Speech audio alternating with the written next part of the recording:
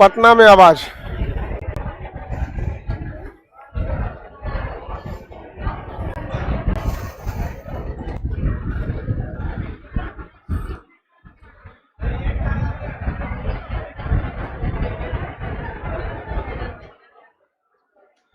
महाद्वीपीय विस्थापन सब हो गया था।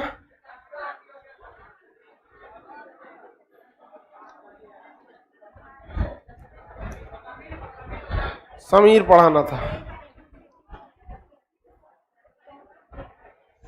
हो गया वो सब लोग का समीर वगैरह के बारे में पढ़ा। इससे पहले जो पढ़ा है ये सब याद कर रहे हैं कि नहीं? भूल जा रहा है? सब भूल जा रहा है? तो आप रिवाइज नहीं करिएगा तो भूल जाएगा। इसमें कौन सा कोई नया चीज है? दुनिया का कोई भी चीज पढ़िए, नहीं रिवाइज कीजिए, भूल जाएगा, खत्म कहानी।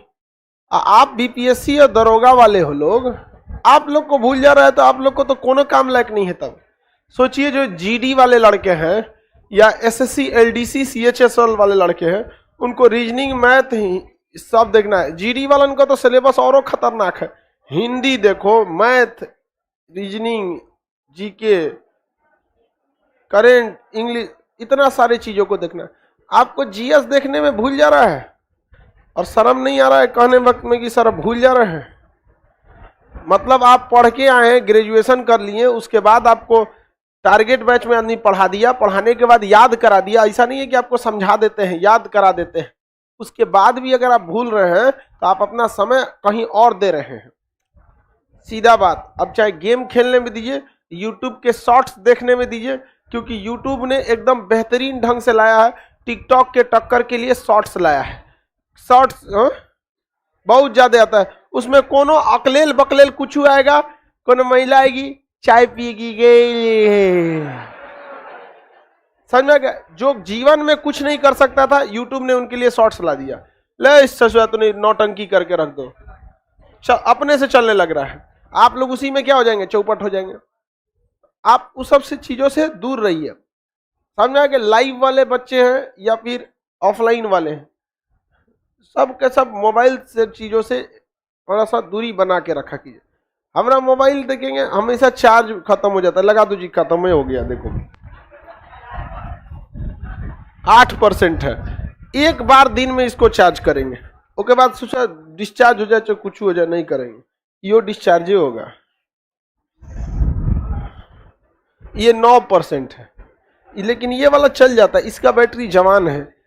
इसको हम 2020 में खरीदे थे और उस मोबाइल को 2016 में खरीदे थे।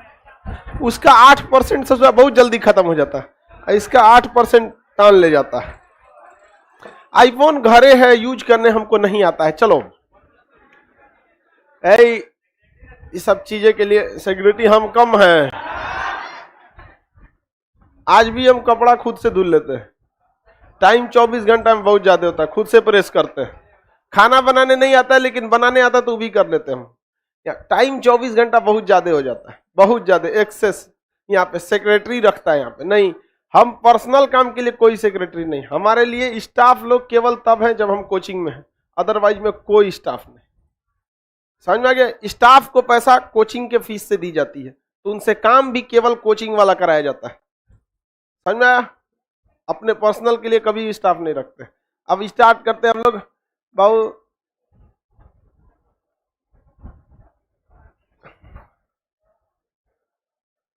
किसी को कोई दिक्कत नहीं था इससे पहले जो पढ़ाए थे?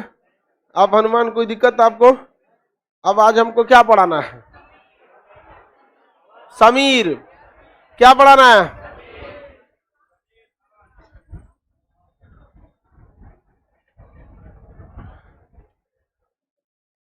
समीर के बारे में देखिए, बहुत धीमी गति से चलने वाली हवाओं को हम समीर कहते हैं। बहुत धीमी गति से चलने वाली हवाओं को समीर कहते हैं। अंग्रेजी में क्या कहेंगे? ब्रीज। अंग्रेजी में ब्रीज। बहुत धीमी गति से चलने वाली हवाएं क्या कहलाएंगी? समीर। अंग्रेजी में ब्रीज। ये 4 तरह की होती हैं। कितनी तरह की? 4 तरह की। 4 तरह की क्या होंगी? समीर होंगी। आगे बढ़ जाते हैं। कितने तरह की? 4 तरह की। एक होती है सागरीय समीर, एक होती है स्थलीय समीर, एक होती है घाटी समीर, एक होती है पर्वतीय समीर। आगे देखते हैं बाबू, समीर हमेशा जो होती है धीमी गति से चलेगी। सागरीय समीर सागर से चलेगा स्थल की ओर, सागरीय समीर सागर से स्थल की ओर। कई टाइप के समीर होंगे, एक होगा कौन सा, सागरीय समीर, सागरीय समीर, ये जब भी चलेगा कहां से चलेगा, सागर से चलेगा। एक होता है स्थलीय समीर, स्थल से चलेगा सागर की ओर। एक होता है घाटी समीर, घाटी से चलता है पर्वत की ओर। एक होता है पर्वतीय समीर, पर्वत से चलेगा घाटी की ओर। देखिए ये तो किसी को याद करने की जरूरत ही नहीं है, ये तो ऑलरेडी याद ही रहता है कि बताइए सागरीय समीर जब भी चलेगा सागर से स्थल की ओर, सागर से स्थल की ओर। सी ब्रिज जब भी चलेगा सी टू लैंड चलता है। स्थलीय समीर ठीक उसका स्थल से सागर की ओर, स्थल से सागर की ओर। घाटी समीर घाटी से पर्वत की ओर, घाटी से पर्वत की ओर। अब पर्वतीय समीर पर्वत से घाटी की ओर, पर्वत से घाटी की ओर। तो ये एग्जाम में थोड़े ना पूछने वाला है आपसे, क्योंकि हवाओं का नाम इसी आधार पर लगते हैं कि जो लोग जो किस दिशा से वो आ रहा है। किसी को कोई दिक्कत नहीं है, आगे बढ़ जाए। स्थल से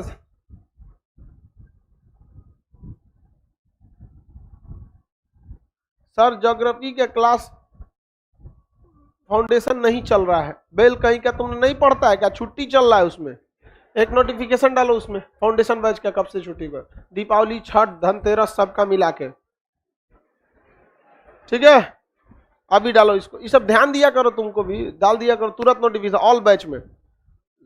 वहां पे ज्योग्राफी खत्म हो गया, अरे बेवकूफ ज्योग्राफी तो खत्म हो गया इन सब का, अरे गधा।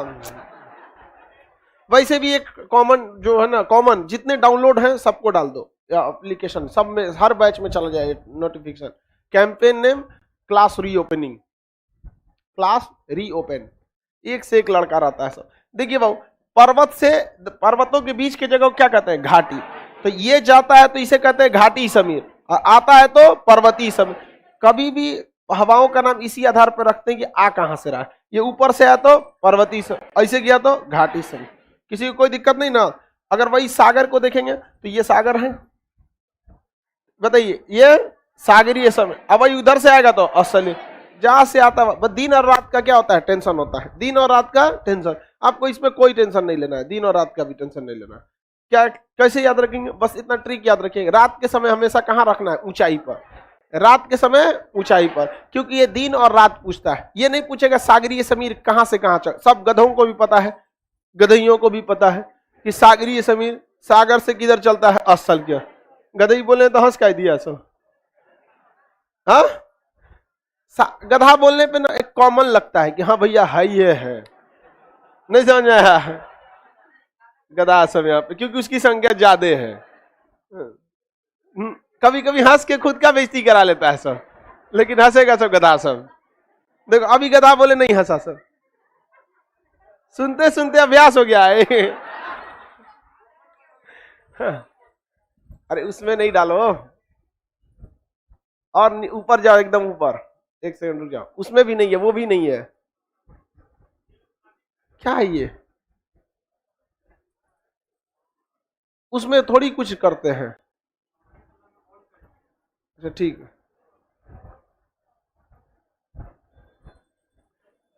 आगे देखिए, ये दिन में बहेगी कि रात में बहेगी, यही सवाल आपसे पूछेगा। तो याद रखिएगा, रात के समय हमेशा कहां रखना है, ऊंचाई पर, रात के समय ऊंचाई पर।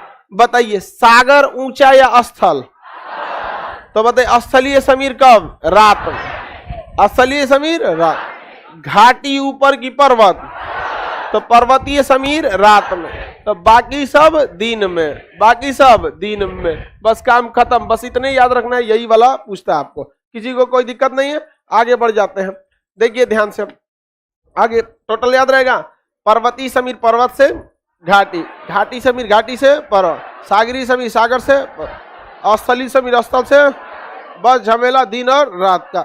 यमराज तुम बताओ, घाटी समीर कब बहेगी? हाँ दिन में। बद्रुद्दीन कहाँ गया, यहाँ बताओ। स्थलीय समीर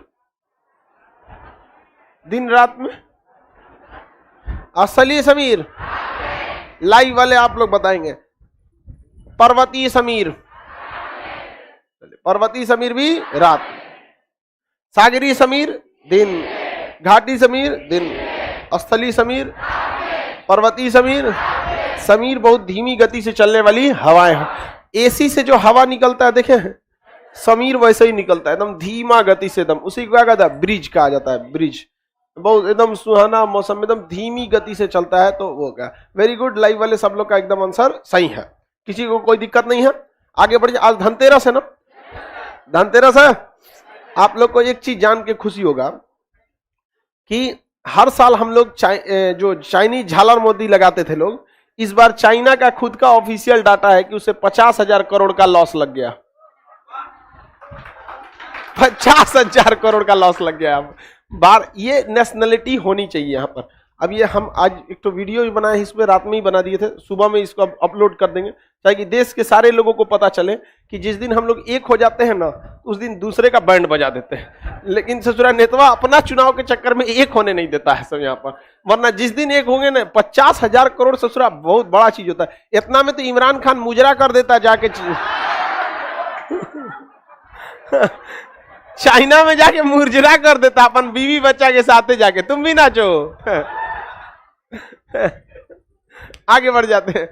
तो काफी ज्यादा क्या हो गया, लॉस लगा। अच्छा बता आप, आज तो धनतेरस है, कल दीपावली नहीं है, परसों है ना। चलिए यार, बकलोलिया छुट्टी रहेगा। चलिए ध्यान से समझते हैं हम लोग। ब्रिज खत्म, क्या हो गया, ब्रिज खत्म। कितने टाइप का ब्रिज, अच्छा कितने टाइप का ब्रिज। और जो सनमार्गी पवने थी, सनमार्गी पवन उसे कहते हैं जो ससुरा पूरा पृथ्वी पे चलती है, सब पूरा पृथ्वी पे चलने वाली पवन सन। क्या सागरी समीर सनमार्गी है, तो सागर से स्थल पे जाके खत्म हो जाती है, इनकी डिस्टेंस ज्यादा नहीं होती है। लेकिन व्यापारिक पवन है सनमार्ग, पृथ्वी के इस कोना से उस कोना तक। व्यापारिक पवन है सनमार्गी, इस कोना से उस कोना। पछुआ पवन है सनमार्गी, पृथ्वी का इधर से लेके उधर तक। इन्हें सनमार्गी पवने या प्रचलित पवने कहते हैं। प्रचलित पवनों की संख्या 3। कौन कौन, व्यापारिक, पछुआ, पूर्वा। व्यापारिक, पछुआ, पूर्वा। बनाने का ट्रिक याद रहेगा ना, बीपीएससी वाले लोग में एक तो दिशा से क्वेश्चन आता है। किसी को कोई दिक्कत, कुछ करना ही नहीं है, आपको क्या बनाना है, गोला क्या खींचना है, विषुवत रेखा, ये 3 ऐसे, ये 3 ऐसे, खत्म कहानी। किसी को कोई दिक्कत नहीं है। हाँ हाँ, ठोड़ सटाना है, हाँ वेरी गुड। ठोड़ को क्या करना है, सटाना है। एक बीच वाले का ठोड़ क्या करना है, उल्टा रख देना। समझ में आ गया कि नहीं आ गया। इसके अलावे कुछ स्थानीय पवन होते हैं, ध्यान से समझिए। मानसून के बारे में, इंडियन ज्योग्राफी के बारे में आपको पढ़ाएंगे। कुछ स्थानीय पवने होते हैं, लोकल विंड्स। लोकल विंड्स उसे कहा जाता है जो किसी खास एरिया में ही चलता है। जैसे आप अगर बिहार में ही देखेंगे तो लिट्टी चोखा एक नेशनल खाना नहीं है, एक लोकल खाना होता है। जैसे आप देखेंगे वड़ा पाव, तो महाराष्ट्र का एक लोकल खाना है। यहाँ पर कोई वड़ा पाव को उतना नहीं समझता क्या होता है। अरे ब्रेड के बीचों में पकौड़ी, एगो पकौड़ी रख ले रहता, आलू चॉप। आलू चॉप समझते हो, उसी को वड़ा बोलता है वहां पे। अब ब्रेड जो होता है ना बर्गर वाला, बहुत सॉफ्ट होता है वहां पे, बहुत सॉफ्ट। उसको बीचों में से काटेगा, पकौड़ी रखेगा, साट देगा, चटनी दे देगा, खाइए। वड़ा, अंदरवा डाला वड़ा और ढक दिया पाव, वड़ा पाव। यहाँ किसी को समझ में नहीं आता, वहां वही आधा मुंबई वड़ा पाव खाती है। बंगाल में चल जाएंगे झालमुरी, पता नहीं। मछली तो भाई बंगाल वाले लोग को मत पूछिए यार, बहुत ज्यादा खाते हैं। तो ये लोकल चीजें होते हैं। वैसे ही कुछ हवाएं भी क्या होती है, लोकल होती है। जैसे लू, क्या यूरोप का आदमी को पता है लू क्या होता है, लेकिन उसे ट्रेड विंड के बारे में पता होगा कि नहीं होगा। पछुआ पवन, पूर्वा पवन, वेस्टर्न और ईस्टर्न विंड के बारे में पता होगा कि नहीं पता होगा। आप बताइए, उस यूरोप वालों को आप बताइए क्या ब्रिज के बारे में पता होगा कि नहीं। वहां भी पर्वत है, वहां भी सागर है, लेकिन उन्हें लू के बारे में पता होगा। काल बैसाखी पंजाब में बहता है, धूल भरी आंधी, काल बैसाखी बंगाल, धूल भरी आंधी पंजाब, क्या उन्हें पता होगा, नहीं होगा। उन्हें ये सब के बारे में पता नहीं होगा। आम्र वर्षा पता होगा, नहीं। चेरी ब्लासम कर्नाटक वगैरह, नहीं। शीत लहर चलता है, पता होगा, नहीं।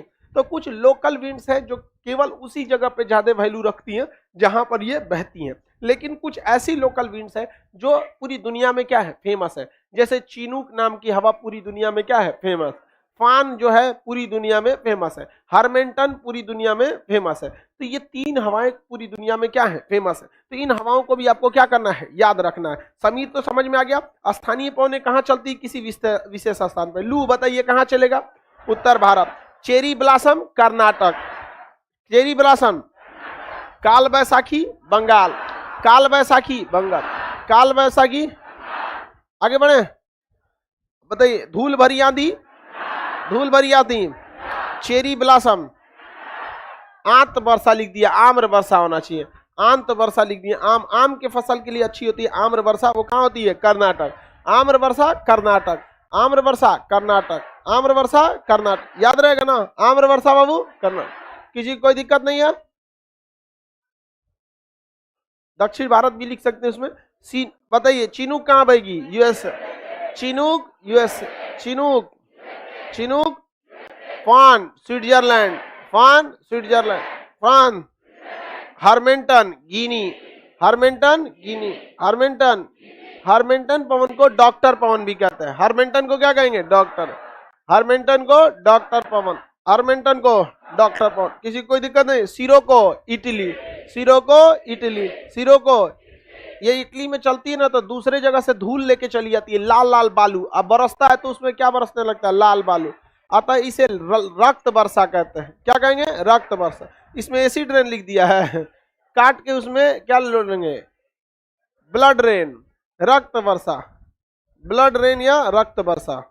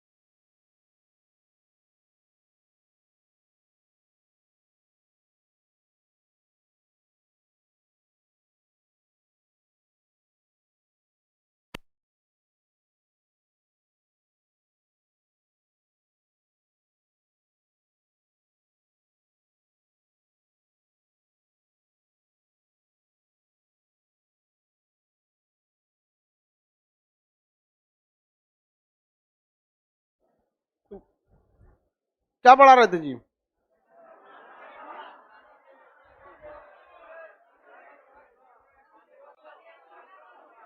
बताइए। फान कहाँ बहेगी, फान, हरमेंटन, सिरोको, सिरोको, सिरोको।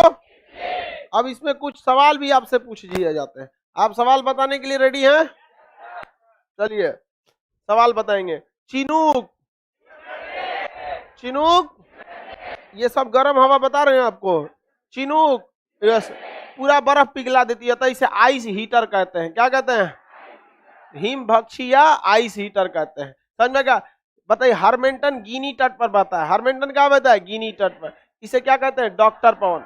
हरमेंटन कहाँ बहेगा, गिनी तट पर। क्या कहा जाएगा, डॉक्टर पवन। हरमेंटन कहाँ बहेगा, गिनी। क्या कहा जाएगा, डॉक्टर पवन। क्या कहा जाएगा, डॉक्टर पवन। क्या कहा जाएगा, डॉक्टर पवन। ये है कौन जगह, स्विट्जरलैंड। क्या बहेगा, फान। अंगूर उत्पादन के लिए फान, अंगूर को पका देती है। अंगूर को क्या कर देती है, पका देती है। समझ में आ गया कि नहीं, फान।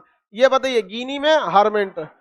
समझ में आ गया कि नहीं, आइस हीटर। यहाँ हो गया, आगे बढ़े। आइस हीटर, डॉक्टर पवन, डॉक्टर पवन, हरमेंट, डॉक्टर पवन, हरमेंट।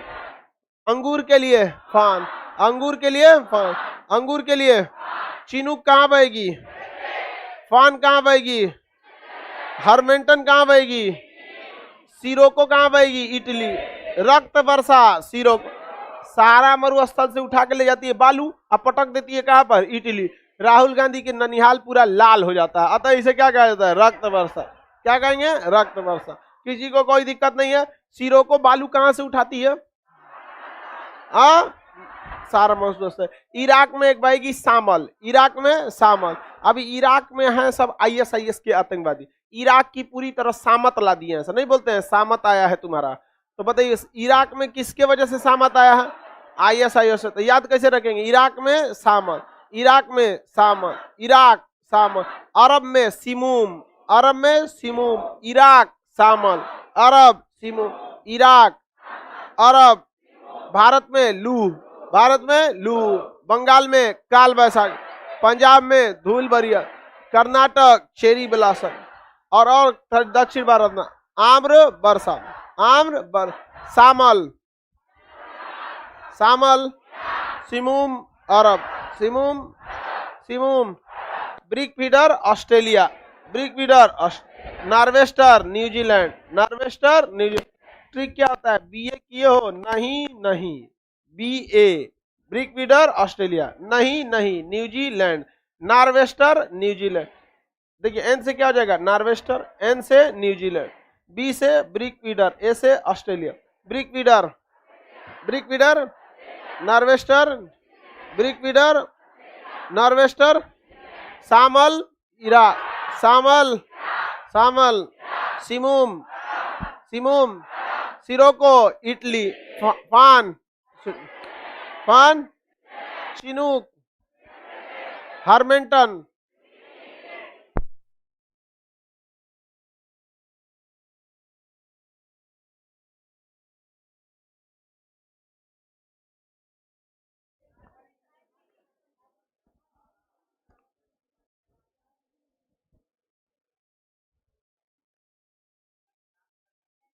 डॉक्टर पवन, हिमबख्शी, हिमबख्शी चिनूक।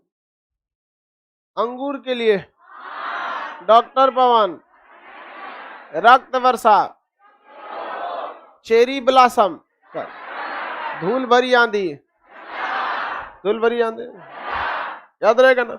ये कैसी पवन है सर? लोकल। क्या चिनूक हवाएं पूरे विषुवत रेखा पे बहेगी?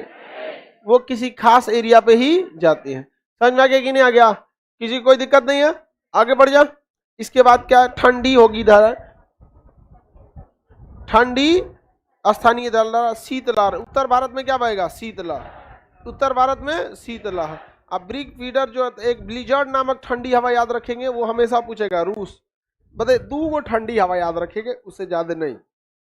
रूस में ब्लिजर्ड, रूस में ब्लिजर्ड लिखा हुआ है उसमें, रूस में ब्लिजर्ड, रूस ब्लिजर्ड, रूस, रूस ब्लिजर्ड, रूस ब्लिजर्ड। भारत शीतलहर, भारत में शीतलहर, भारत में शीतलहर, भारत में, भारत में, रूस में, रूस, रूस। आगे बढ़े, किसी को कोई दिक्कत नहीं है?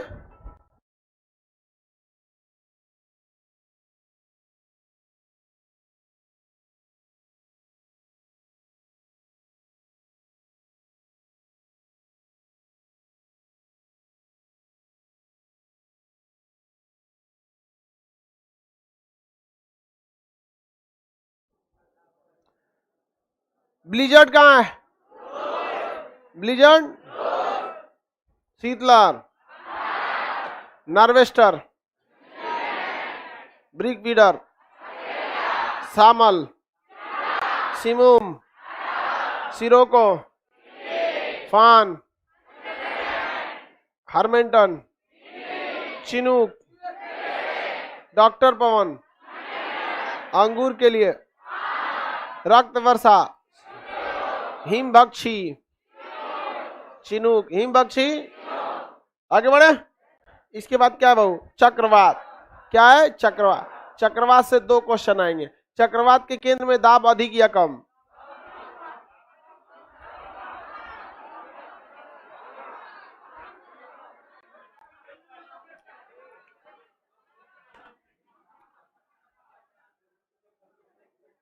चक्रवात के केंद्र में देखिए, चक्रवात अंग्रेजी में क्या कहेंगे? साइक्लोन। क्या कहेंगे? साइक्लोन। चक्रवात तभी आता है जब बहुत ज्यादा गर्मी पड़ने लगता है। तो चक्रवात के केंद्र में बहुत ज्यादा क्या होने लगता है? गर्मी। गर्मी ज्यादा पड़ने से वहां पे क्या हो जाता है? निम्न दाब, निम्न दाब। आपको ही पढ़ा है, पता है, विषुवत रेखा पे क्या हो जाता है? निम्न दाब। तो गर्मी पड़ने के कारण हवाएं गर्म होकर क्या हो जाती है? ऊपर उठ जाए। हवाएं गर्म होकर ऊपर उठ जाती है, हवाएं गर्म होकर ऊपर उठ जाती हैं। तो कैसा दाब? निम्न दाब। तो इस स्थिति में जो हवा होती है वो बाहर से कहाँ चली आती है? अंदर। बाहर से कहाँ चली आती है? अंदर। चक्रवात में हवाएं बाहर से कहाँ चली आती है? अंदर। और चक्रवात का आकार जो होता है वो भी के समान होता है। चक्रवात का आकार कैसा होता है? भी नहीं रहेगा तो क्या हो जाएगा? अंडा। भी नहीं रहेगा तो अंडा। अंडा भी नीचे से कैसा रहता है? भी के समान। आप भी चक्रवात को देखे होंगे तो चक्रवात इसी तरह आते हैं सब। देखिए भी के समान है कि नहीं है? ऐसे भी के समान है। तो ये चक्रवातों का आकार भी। चक्रवातों के केंद्र में दाब उच्च की निम्न। हवाएं बाहर से अंदर की अंदर से बाहर।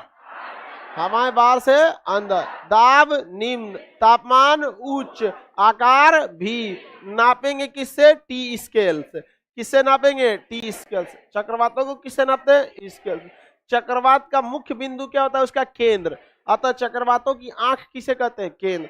चक्रवात की आंख को क्या कहा जाता है? चक्रवात का केंद्र को चक्रवात की आंख। केंद्र में तापमान ज्यादा, दाब कम। तापमान ज्यादा, दाब कम। हवा बाहर से अंदर। नापेंगे किससे? टी। आकार कैसा? भी। नहीं तो अंडा। नहीं तो अंडा।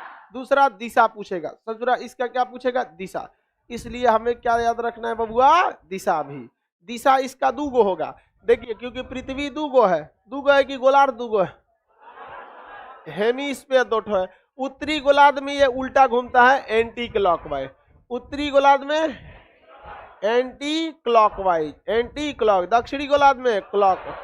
दक्षिणी गोलार्ध में क्लॉकवाइज। दक्षिणी गोलार्ध में क्लॉक। जैसे घड़ी घूमेगा वैसे ही घूमेगा। इसमें ससुरा एंटी क्लॉकवाइज। कैसा घूमता है? एंटी। उत्तरी गोलार्ध में एंटी, दक्षिणी गोलार्ध क्लॉक। उत्तरी गोलार्ध, दक्षिणी गोलार्ध।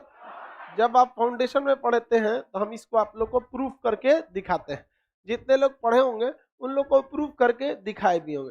सागरीय समीर, स्थलीय समीर चलता कैसे है, व्यापारिक पौने, पछुआ पौने उत्पत्ति होती कैसे है, ये सारी चीजों को हम आपको बताएं। समझ में आ गया कि नहीं आएगा? पवन समझ में आ गया? पवन ये कैसी है? चक्रवात है। क्या है? चक्र। इनकी दिशा उत्तरी गोलार्ध में दक्षिणी गोलार्ध क्लॉक। किसी भी हवा की दिशा के लिए फेरल का नियम सबसे जरूरी है। किसका नियम? फेरल का नियम। किसका नियम? फेरल। क्वेश्चन पूछेगा फेरल का नियम किससे संबंधित है? Option B. Option B. Ferrel का नियम किससे संबंधित? Option B. बस उससे ज्यादा आपको कुछ याद नहीं करना है। ऑप्शन बी पे लिखा था पवनों की दिशा। ऑप्शन बी पे क्या लिखा रहेगा? पवनों की दिशा। फेरल का नियम किससे संबंधित? Option B. इतना बड़ा याद रखेगा। ऑप्शन बी हो गया। फेरल का नियम बस बी हो गया।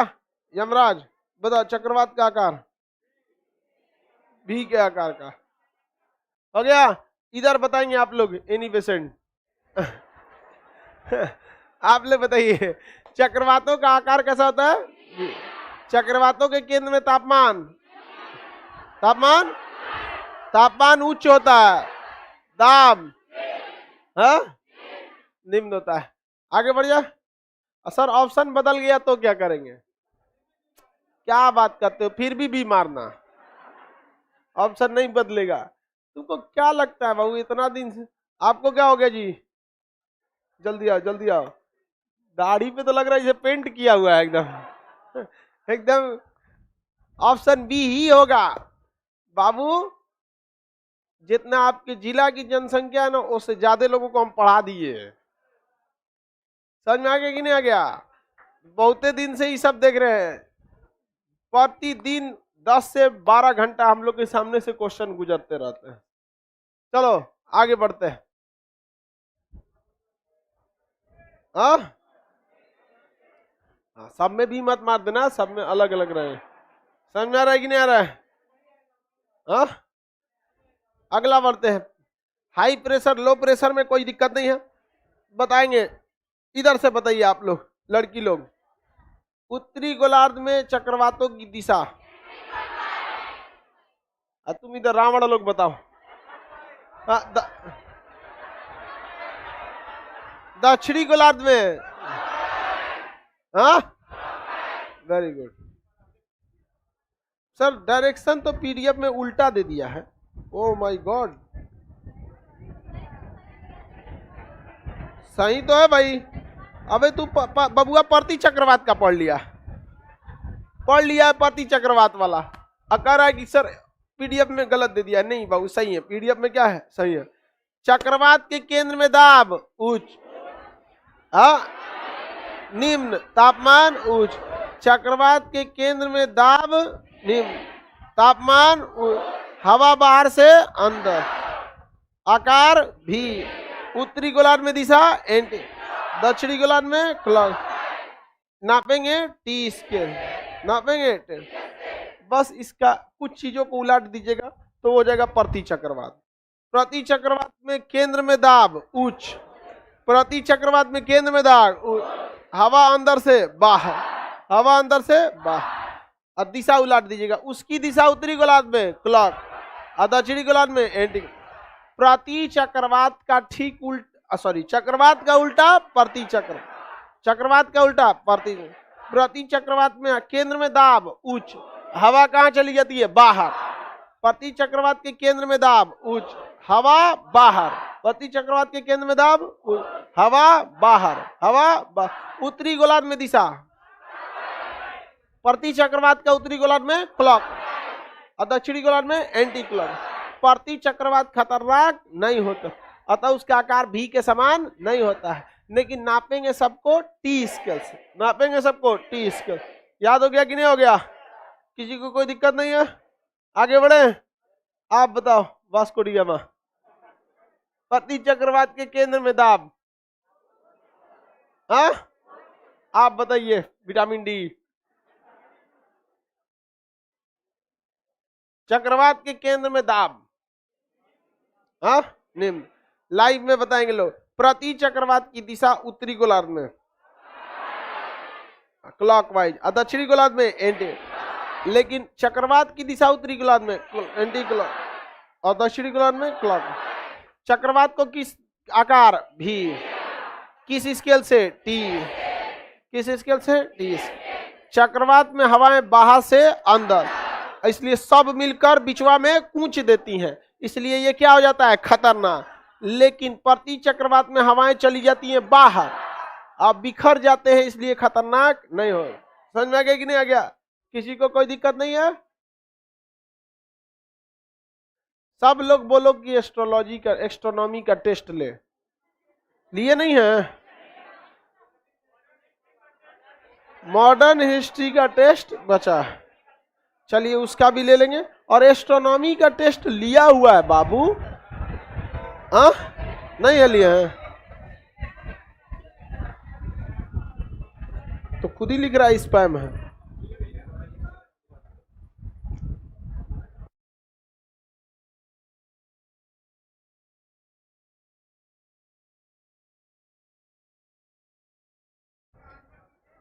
आंसर की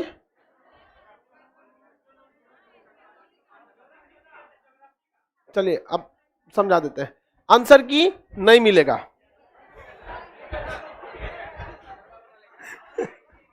आगे देखिए, ये रेखा बोलिए, विषुवत रेखा, ये कर्क रेखा, ये मकर रेखा, इसके बीच का क्षेत्र उष्ण कटिबंध, उष्ण कटिबंध। ये बोलिए शीतोष्ण, शीतोष्ण, ये शीत कटिबंध, शीत कटिबंध। ये बोलिए शीतोष्ण कटिबंध, ये बोलिए शीत कटिबंध। कौन सा कटिबंध? शीत। याद रहेगा? ये बता बबुआ ध्यान से, चक्रवात के बारे में हम पूछ रहे हैं, आपको बताना पड़ेगा चक्रवात के केंद्र में। हम पूछते हैं चक्रवात के केंद्र में तापमान, तापमान उच्च, दाब, दाब, यानी जहां जहां तापमान उच्च मिलेगा वहां चक्रवात की उत्पत्ति की संभावना ज्यादा। बताओ बबुआ, ज्यादा गर्मी शीतोष्ण कटिबंध में कि उष्ण कटिबंध? तो ज्यादा चक्रवात कहाँ? कम चक्रवात ज्यादा आएगा, ज्यादा खतरनाक। कम आएगा, कम खतरनाक। क्वेश्चन पूछेगा निम्न में से कौन से चक्रवात ज्यादा खतरनाक होते हैं? ऑप्शन ए प्रति चक्रवात, शीत चक्रवात, शीतोष्ण चक्रवात, उष्ण चक्रवात। और भयंकर कर देगा उष्ण कटिबंधीय चक्रवात खतरनाक होते हैं कि नहीं। समझ में आ गया? बोलिए।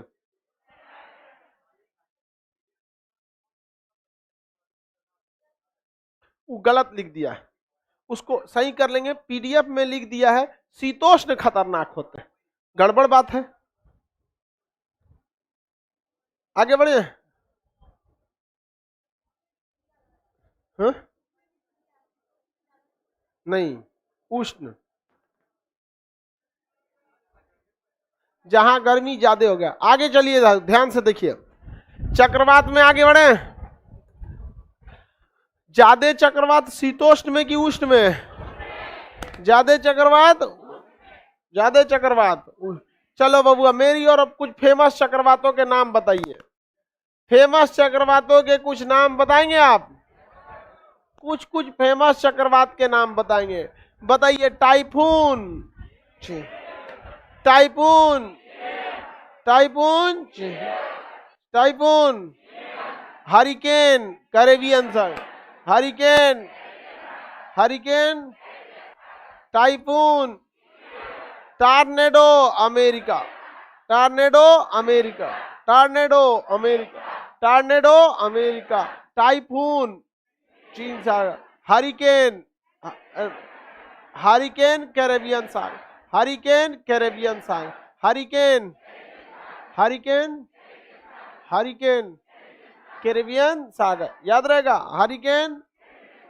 अब ये अमेरिका में टॉर्नेडो, अमेरिका में टॉर्नेडो, अमेरिका में, अमेरिका, अमेरिका।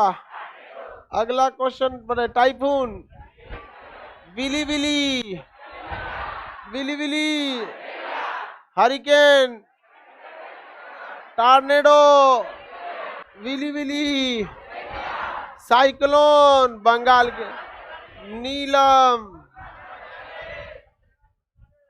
सब ये सब बांग्लादेश वगैरह। पहले चक्रवातों का नाम पत्नी के नाम पे रखा जाता था, बाद में महिलाओं ने केस कर दिया कि हम इतने, हमारी इससे बेइज्जती होती है, हमारे नाम पर चक्रवातों का नाम न रखा जाए, क्योंकि हम चक्रवात से भी ज्यादा खतरनाक हैं, हमारी नाम की तौहीन हो रही है।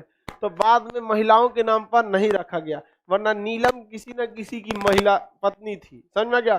तो नौसेना के जो अधिकारी थे, जब वो चक्रवातों को देखते थे तो उन्हें अपनी पत्नियों की याद आती थी, समझ में आ गया कि नहीं आ गया। इसलिए उन्होंने किसके नाम पर रख दिया? पत्नी के। तो पत्नी ने क्या कर दिया? केस कर दिया, इससे हमारी नाम की तौहीन हो रही है। सबका प्रमोशन होता है, नाम रखना है हमारे नाम पे, ज्वालामुखी रखिए, सक्रिय ज्वालामुखी रखिए, लेकिन नहीं छोट मोट चीज रखता है। समझ में आ गया कि नहीं आ गया? समझ गए आप लोग? चलिए, अच्छा समझ गए। लड़की को लगता है आगे बढ़ जाए। सर लड़की का बुराई, बुराई का कि हम तो खुद हम तो उनकी पैरवी कर रहे हैं कि उनका ओहदा घटाया क्यों? उन्हें, और जितने सक्रिय ज्वालामुखी हैं उन सबका नाम महिलाओं के नाम पर, मृत ज्वालामुखी को रखना चाहिए पुरुषों के नाम पर, एकदम नारकोंडम। वो कितना भड़कीला रहेंगे, भड़कना छोड़ देंगे वो। आगे बढ़ते हैं हम लोग, याद रहेगा आप सब लोग को। सबसे खतरनाक होता है टॉर्नेडो, सबसे खतरनाक टॉर्नेडो। इसका आकार अंग्रेज कीप के समान होता है, कीप इस शेप में रहता है, तो ये भी एक तरह का भी है, इस टाइप में रहेगा। अब भयानक बवंडर की तरह ले जाता है, उठा के टांग के लेके चल जाता है इस आदमी को। अगर इसके ऊपर से टॉर्नेडो जाएगा ना, सब लोग को, हम लोग को क्लास में लेके चल जाएगा। कोई जहां तहां गिरेगा, लोहार लेन, इधर मुसल्लापुर, कोई गाय घाट, कोई हाजीपुर। अब वजन के हिसाब से जहां तहां फेंकते जाएगा, समझ में आ गया कि नहीं आ गया? किसी किसी को तो यही छोड़ देगा, कहा दूर से बहुत भारी है, छोड़ दे। आगे बढ़ जाते हैं।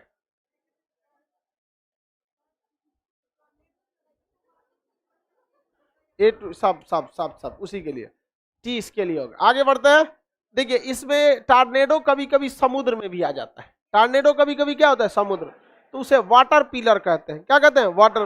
क्यों? क्योंकि सोचो समुद्र का पनिया उठा लेता है, वो जहां जाएगा ना तो टांग लेता है किसी चीज को, और समुद्र के ऊपर से जाएगा ना, टांग लेता है किसको? पनिया को उठा लेता है एकदम लंबा ही से, तो लगता है पानी का क्या बनाया गया? पिलर। अतः उसे जल स्तंभ या वाटर पिलर कहते हैं। क्या कहेंगे? जल स्तंभ या वाटर। सोचो कितना खचरा है। तो अमेरिका के लोग जो घर बनाते हैं वो चेरा की तरह बनाते हैं। चेरा देखते हैं, जमीन के अंदर रहता है, और ऊपर अपन दुतल्ला बनीले रहता है, निकल के झांकते रहता है कभी कभी, मौसम ठीक है तो आदमी वहां पे भी घर कैसा बनाता है, खूब अच्छा घर बनाएगा और नीचे एगो बेसमेंट बनाएगा। जब टॉर्नेडो आएगा तो सब भाग जाता है ऐसे, कहाँ पे, बेसमेंट में, अंडरग्राउंड में वहां पे। और घरवा उठा के कौन लेके चल जाता है, टॉर्नेडो ले जाओ यहाँ पे, बाहर निकल के झांकता है सब, चला गया। और कोनो पहले ही झांक देगा तो कहेगा चलो तुम भी चलो, आगे बढ़े, किसी को कोई दिक्कत नहीं है, आगे बढ़ जाते हैं। खान चक्रवात कहाँ आता है रे बकलोल कहीं का।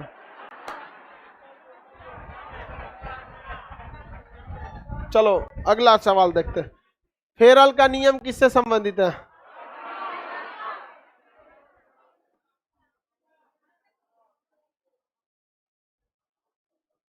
चक्रवात समझ में आ गया? चक्रवात प्रति चक्रवात में ज्यादा खतरनाक चक्रवात। अब इसके बाद कर रहा है आर्द्रता, संतृप्त वायु, ओशांक, और उसके बाद से संघनन वगैरह पूछता है। चलिए समझा देते हैं। देखो बउआ, आर्द्रता का मतलब क्या होता है? नमी। आर्द्रता का मतलब नमी।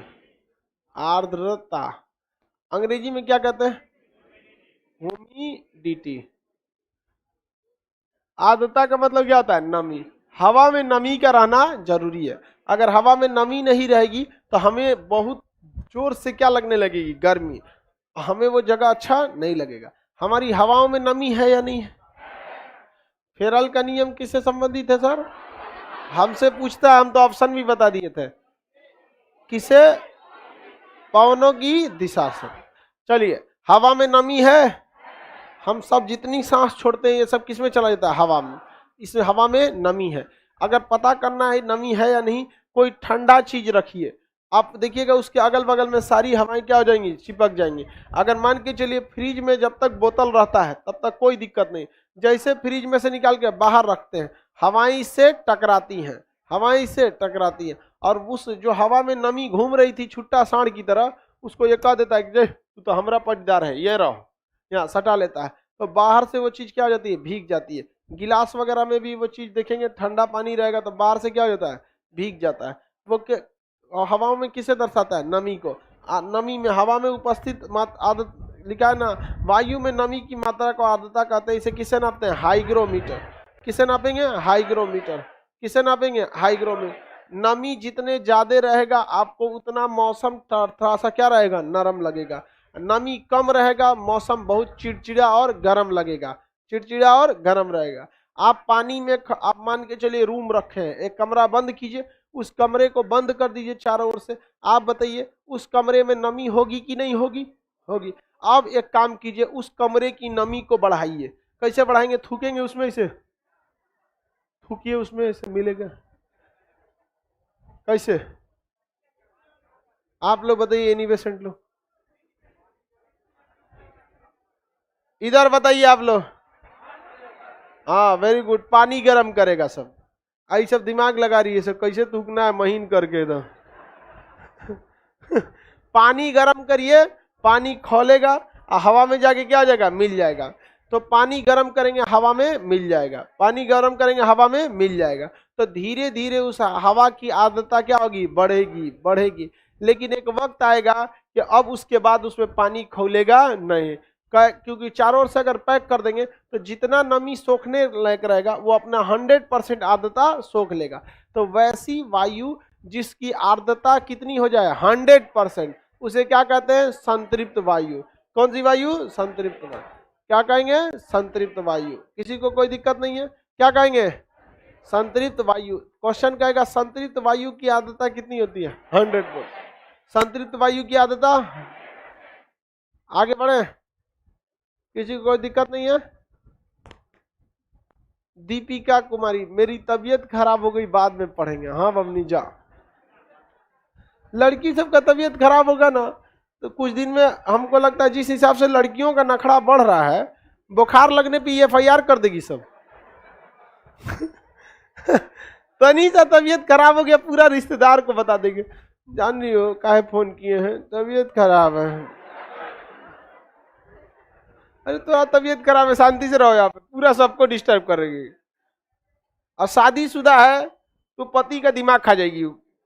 और वो खोजेगी कोई चीज, बुखार में दवाई खाया जाता है ना, दवाई नहीं खोजेगी, खोजेगी हमरा कोई आदमी पूछे हाँ बबनी का हो गई, अरे बाप दवाई खोरे बकलोल का। हाँ।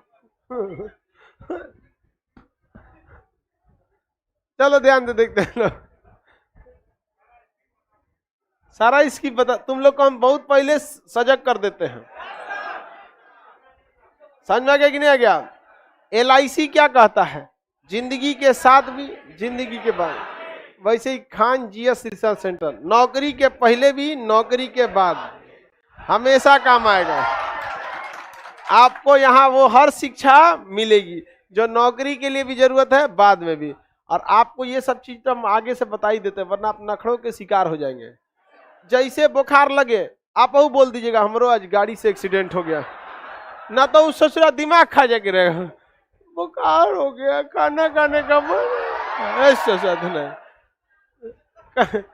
ओकरा खाना खाने का मन रहेगा ना तो सोचेगी 8 बार आदमी बोले खा लो, मन नहीं है, खा लो मन नहीं है, फिर गिरेगी अबे 6 बार और बचल है, बोल खा लो मन नहीं है। उससे अच्छा तू कह दो आज हमरो चोट लग गया, हमरो गाड़ी से गिर गए हैं, देख लेना ठीक ठाक है, तब ठीक है, ना तो दिमाग खा जाएगी आप लोग का। जहां उधर से बोले कि हमारा तबीयत खराब है, आप वो कह दीजिएगा हमारा तोरा से ढेर खराब है, एकदम सॉलिड बहाना मार के। समझ में कह दे दोस्त को लेके एडमिट है हम यहाँ पे, लेकिन आजकल सोच वीडियो कॉल आ गया है।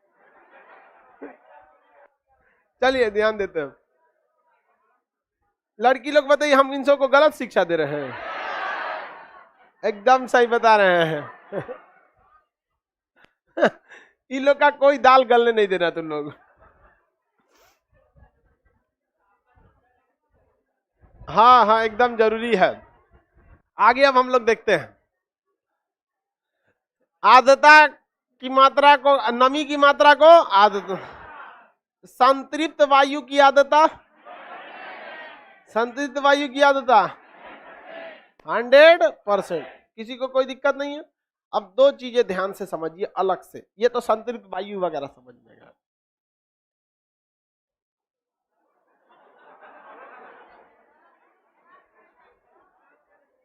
कौन सी हल्ला कर रही है? सब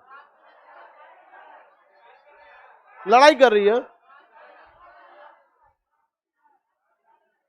हल्ला क्या करती है लोग? यहां तक आवाज सुनाई देता है। बाल नोच रही है? नोचने की क्या जरूरत है, आराम से इसे काट दो।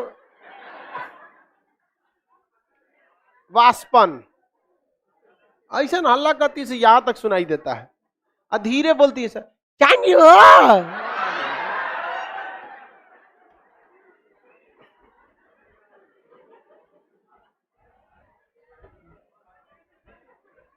जल का वाष्प बनना क्या होता है? जल का वाष्प बनना वाष्प, इसे और भी कह सकते हैं वाष्पीकरण। अब वाष्पन कहिए या वाष्पीकरण। आगे बढ़े।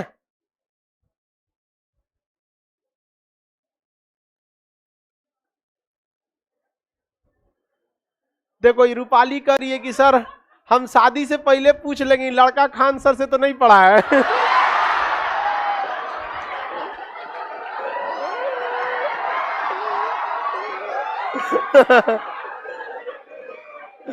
अच्छा देखो मतलब ये पूछ लेगी, लड़का चेंज कर देगी, लेकिन आदत नहीं सुधारेगी।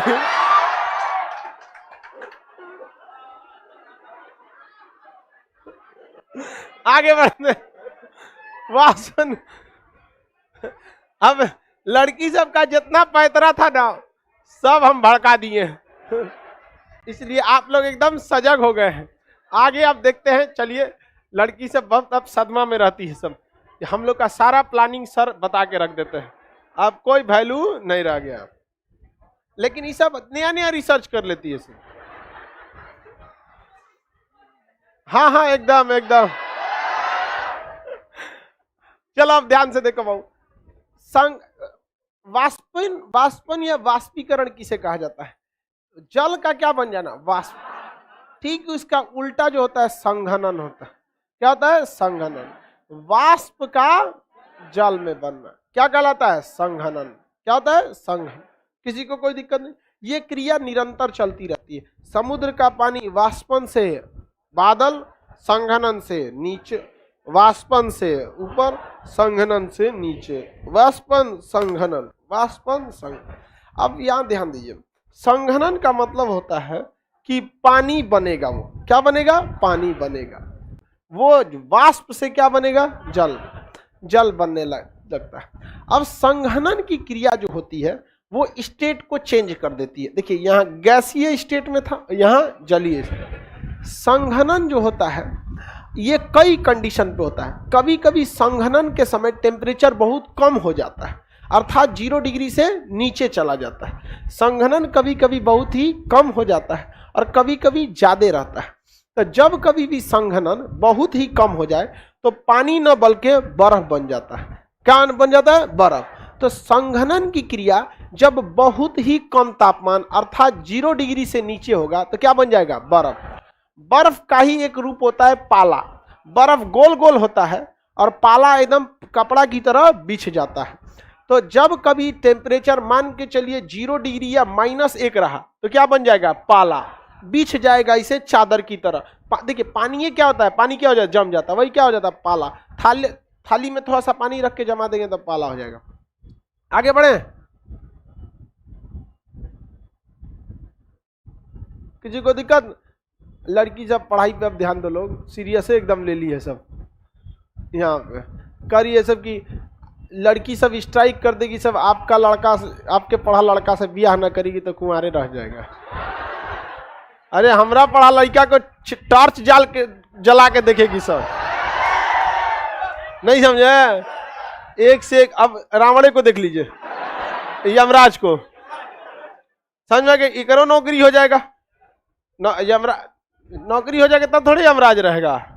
चलिए ध्यान से देखते हैं लोग। सुनिए, लड़की सब किसी बात को एकदम सीरियस ले लेती है सर, एकदम टेंशन फ्री रहो लोग, हंसी मजाक, एकदम सीरियस टेंशन में हो गई है। उसको लग रहा है कि कहीं होकर बिया खान सर के पढ़ाओ स्टूडेंट से मत हो जाए, एकदम टेंशन में है। वहां पे ललका इमोजी भेज रही है, ललका बानर नहीं भेजते हैं ऐसे को।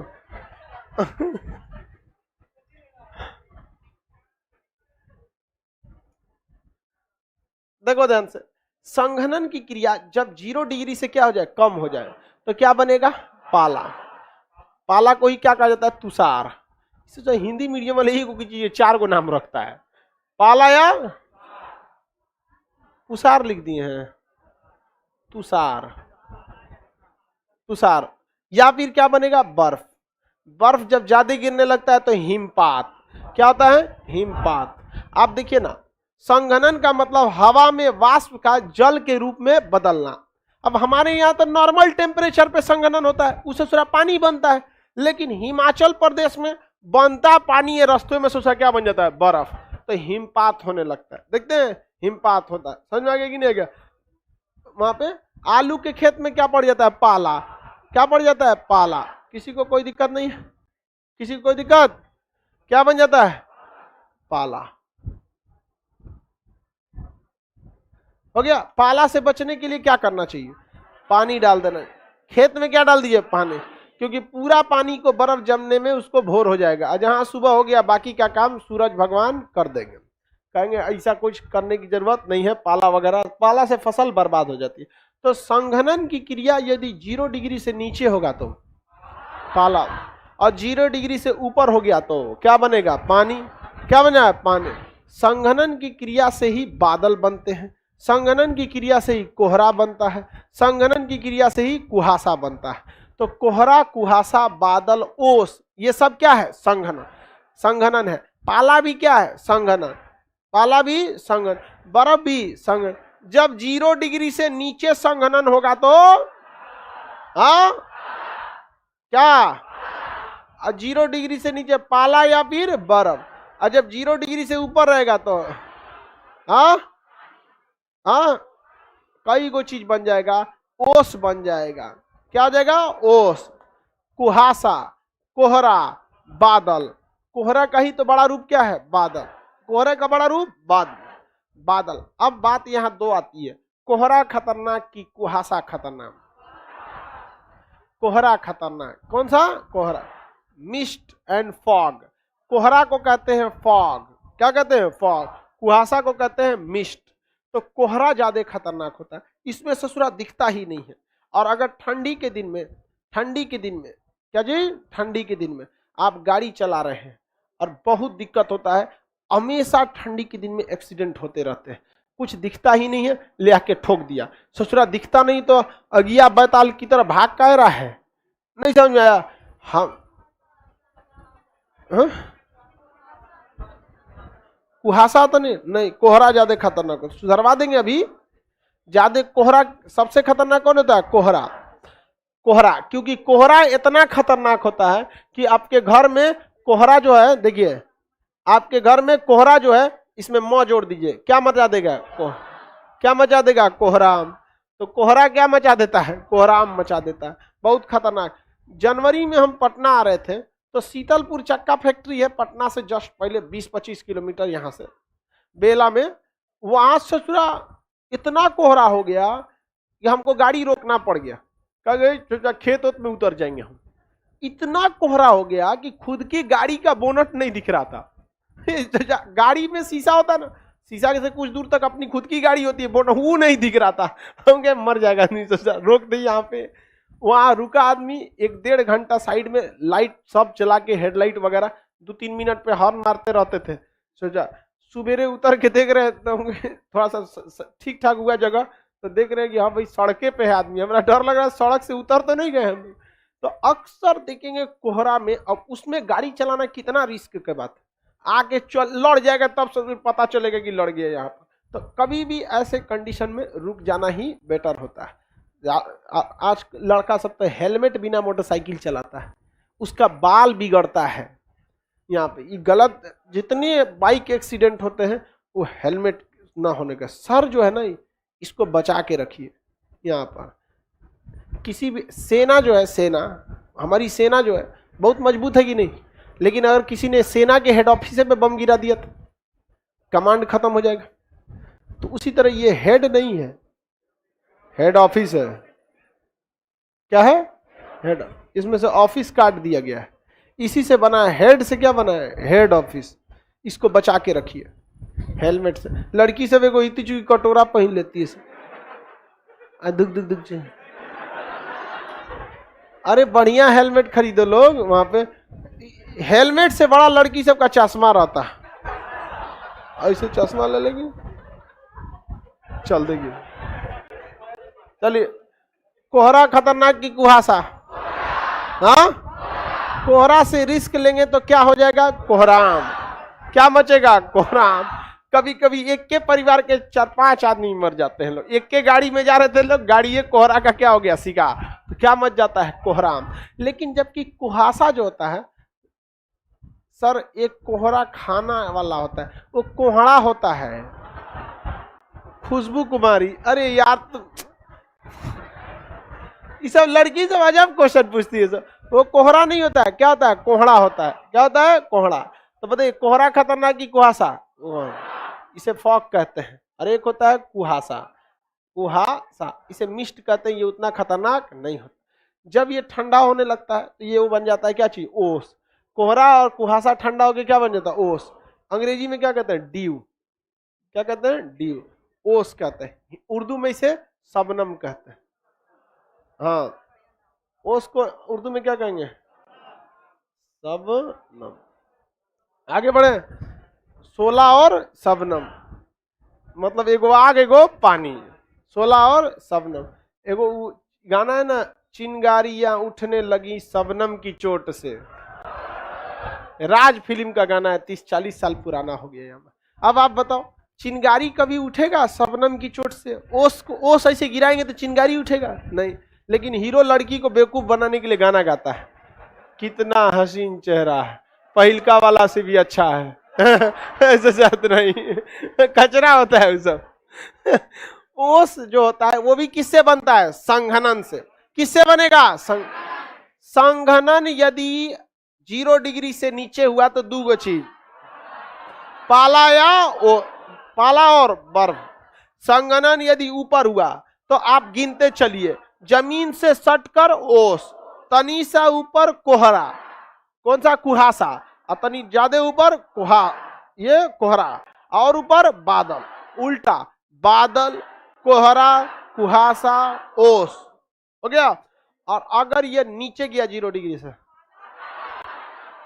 पाला और एनी प्रॉब्लम, एनी प्रॉब्लम?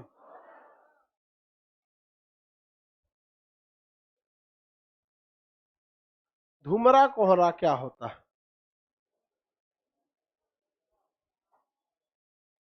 धुंध होता है वो तो। धुंध मतलब ना दिखना, विजिबिलिटी कम हो जाना, उसी क्या कहते हैं धुंध। जहाज वगैरह की भी उतारने में क्या होती है, प्रॉब्लम आने लगती है। इसलिए रनवे पे क्या होती है, आईएलएस होता है, इंस्ट्रूमेंटल लैंडिंग सिस्टम, आईएलएस। ये जहाज को बताता है कि तुम पायलट जहाज वाला, तुमको रनवे नहीं दिख रहा है लेकिन हम तुमको देख सकते हैं, तुम आराम से उतारो, तुम्हारी हाइट ज्यादा है तो बताएगा हाइट ज्यादा है, या कहेगा स्पीड ज्यादा है तो खुद बता देता है इतना हाइट पे लाओ, इतना हाइट पे लाओ। थोड़ी देर बाद दिखेगा दिखेगा, कई बार पायलट लैंड करने के बाद होकर दिखता है, अरे सोचा ठीक ठाक लैंड कर गए हम यहाँ पर। आजकल एकदम इलेक्ट्रॉनिक सिस्टम और मशीनरी बहुत तगड़ी हो गई है, लेकिन फिर भी कोहरा क्या करता है, घटना का कारण बनता है। संघनन एक तरह का तापमान है और ये कम तापमान को दर्शाता है। तो संघनन एक तरह का तापमान है जिसे हम कह सकते हैं ओसांक। आप बस इतना समझिए कि संघनन एक तापमान है जब ये अवस्था को बदलने लगता है। तो जिस तापमान पर संघनन चालू होता है उसे हम क्या कहेंगे, ओसांक। क्या कहेंगे, ओसांक। तो ओसांक और संघनन में कोई ज्यादा अंतर नहीं। ओसांक यदि 0 डिग्री से नीचे गया तो संघनन भी 0 डिग्री से नीचे, क्या बनेगा, पाला या फिर हिमपात। ओसांक यदि 0 डिग्री से ऊपर गया तो संघनन भी 0 डिग्री से ऊपर, धरातल से सटकर ओस, थोड़ा सा ऊपर कुहासा, ऐसे ऊपर कोहरा, एकदम ऊपर बात। आगे बढ़े।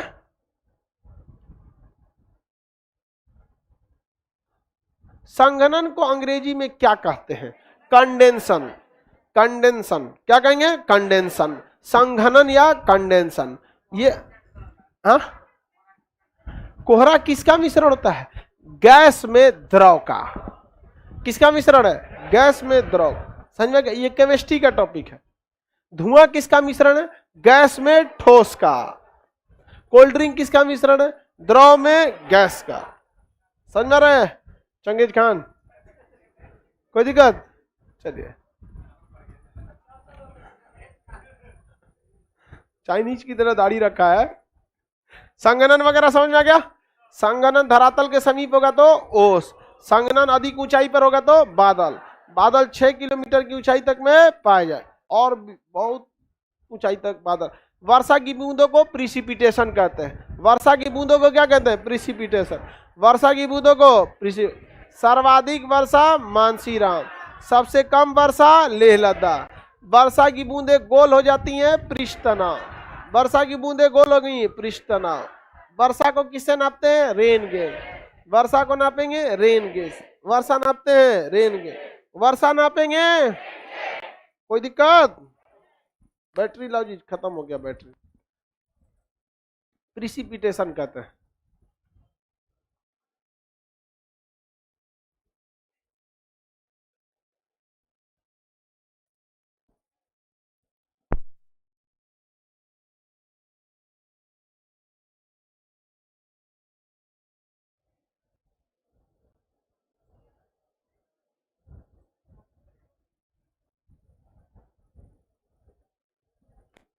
आगे बढ़े।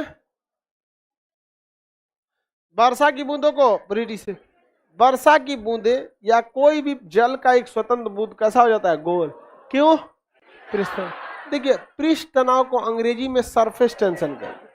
सरफेस टेंशन का एक ही मकसद, क्षेत्रफल को छोटा करो।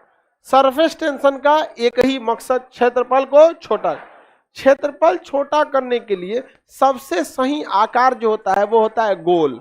जैसे आप कभी कोई कागज खराब हो गया, फालतू हो गया, उसे फेंकना है तो चौकोर लपेटते कि चाक से मोड़ ओढ़ के उसको क्या कर देते हैं, गोल। गोल हो जाता है कि नहीं हो जाता है, गोल नहीं हो जाता है। मान के चलिए आप लॉज में हैं, सुतल हैं आराम से एकदम बिंदास एकदम, तले पिताजी चाहे कोनो रिश्तेदार आके खटखटा दिया, है? निकल के गए देखने, ये सही कहाँ से चला है, कोनो घरे का आदमी चला है चाहे रिश्तेदार कोई भी, यही कहाँ से चला है, और रूम है कचड़ा, ओकरा दुआरे पे आदमी छोड़ देता है, तुम यहीं रहो, और दौड़ के भागेगा रूम पे, 4 गो 5 गो पैंट शर्ट वही जा गमछा उमछा फेंक ले रहेगा, बटोरेगा और धर धर धर गोली आएगा, बेड के नीचे चादर सेट के नीचे बैठिए, उतने देर में निपटा देता है। वो गोलियाता क्यों है? पृष्ठ राव क्योंकि उसको भी पता है कि गोली आएंगे तो सबसे ज्यादा कम क्षेत्रफल लगेगा, धड़ाक से गोली आएगा बिस्तर के नीचे। जिसका बिस्तर के नीचे चादर ज्यादा लटका है, देखियो भैया कचरा ढेर भर ले होगा वहां, है कि नहीं? यहाँ पे वो गोदाम रहता है ससुरा है, कुछ के फेंक दो इधर नीचे। यहाँ पे आगे बढ़े लड़की सब, लेकिन अपने रूम को LIC का ऑफिस बनाई रहती है, वो सब एकदम कढ़ाई पे, पढ़ाई बाद में, एकदम सफाई होना चाहिए। एगो लड़की सुसाइड की थी पटना में, वो तितली साटी थी रूमुआ में, एगो बड़ फिर छोट फिर छोट फिर छोट, तकिया और बिलार, एगो टेडी बियर बड़का बिलार। अच्छा वाले भाई, रूम में ही सब रखा जाता है जी, लड़का सबके रूम में ही सब कुछ ना मिलेगा वहां पे। वो लड़का खूब खुश होगा तो कॉपी सजाएगा, रीजनिंग का इधर, मैथ का इधर, इंग्लिश का इधर, और के बाद 3 दिन बाद सोचा उधर का उधर रह जाएगा अभी चीट के रद्द कर दे, फिर मूड में आएगा सोचा डिस्टर्ब हो रहा है, फिर सजाओ, ज्यादा पढ़ना है जिसको उसको ऊपर रखो नहीं करते हैं लोग, हम लोग भी किए हैं चलिए, सबका लाइफ, स्टूडेंट लाइफ एक जैसा होता है। चलिए अब आगे बढ़ते हैं, याद रहेगा ना वर्षा की बूंदें गोल क्यों होती हैं?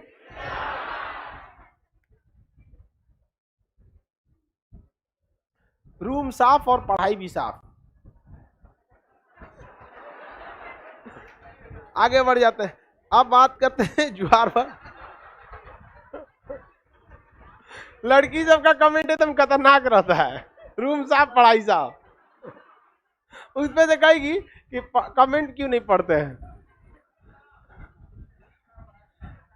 एकदम सही बोल रहे हैं सर, ऐसा ही होता है स्टूडेंट लाइफ, हम लोग भी ऐसे ही रहते थे। हाँ, सास भी कभी बहुत ही, हम सब लोग ऐसे ही रहते हैं। लेकिन एक चीज गलती क्या रहती है, ध्यान से समझियो, हम लोग के जो जो आप काम करते हैं सब हम लोग भी करते थे, लेकिन एक ही चीज का अंतर, सोचो जब तक आज का चीज खत्म नहीं होता था हम लोग खाना तक नहीं खाते थे। कितनो भूख लगल मर के छटपटा, जो कबो कबो एक जिद था अपने आप से यहाँ पे कि जब तक आज का आज कंप्लीट नहीं हो गया नहीं खाएंगे। कबो कबो सोचा, एक हम थे, एक मेरा दोस्त था, पढ़ने की जगह कब खाना खराब हो जाता था, देर गर्मी के दिन में आप सुबह का खाना शाम 5-6 बजते बजते निपट जाता था, खत्म। लेकिन कंप्लीट करिए आज का आज, इस चीज से समझौता नहीं कीजिएगा, वरना बहुत पछताएंगे। विद्यार्थी जीवन चाहे तेज हो या कमजोर, सबका सेम होता है। जिसने ज्यादा रिवाइज किया उसी का रिजल्ट होता है। पढ़िए, रिवाइज कीजिए, पढ़िए, रिवाइज किया, टाइम टेबल बनाइए फालतू कामों के लिए, कब निकलना है कब नहीं, लेकिन लोल टाइम टेबल पढ़ने के लिए बनाता है। अगला आते हैं ज्वार भाटा, टाइड एंड ईव। ज्वार भाटा को क्या कहा जाता है? Tide and ebb. देखिए, समुद्र के जल का ऊपर उठना, अपने सतह से हल्का सा ऊपर उठ जाना, क्या कहलाएगा? ज्वार। अब वापस नीचे चला जाना, भाटा। और नॉर्मल हो गया तो समुद्र तल, समुद्र तल से ऊपर गया ज्वार, नीचे गया भाटा, ज्वार भाटा, ज्वार भाटा। भाटा को ईव और ज्वार को tide, tide and ebb, tide and ewe.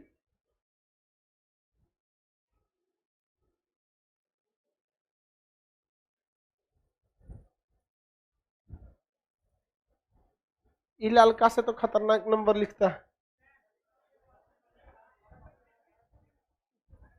इसको ब्लॉक मार देते हैं।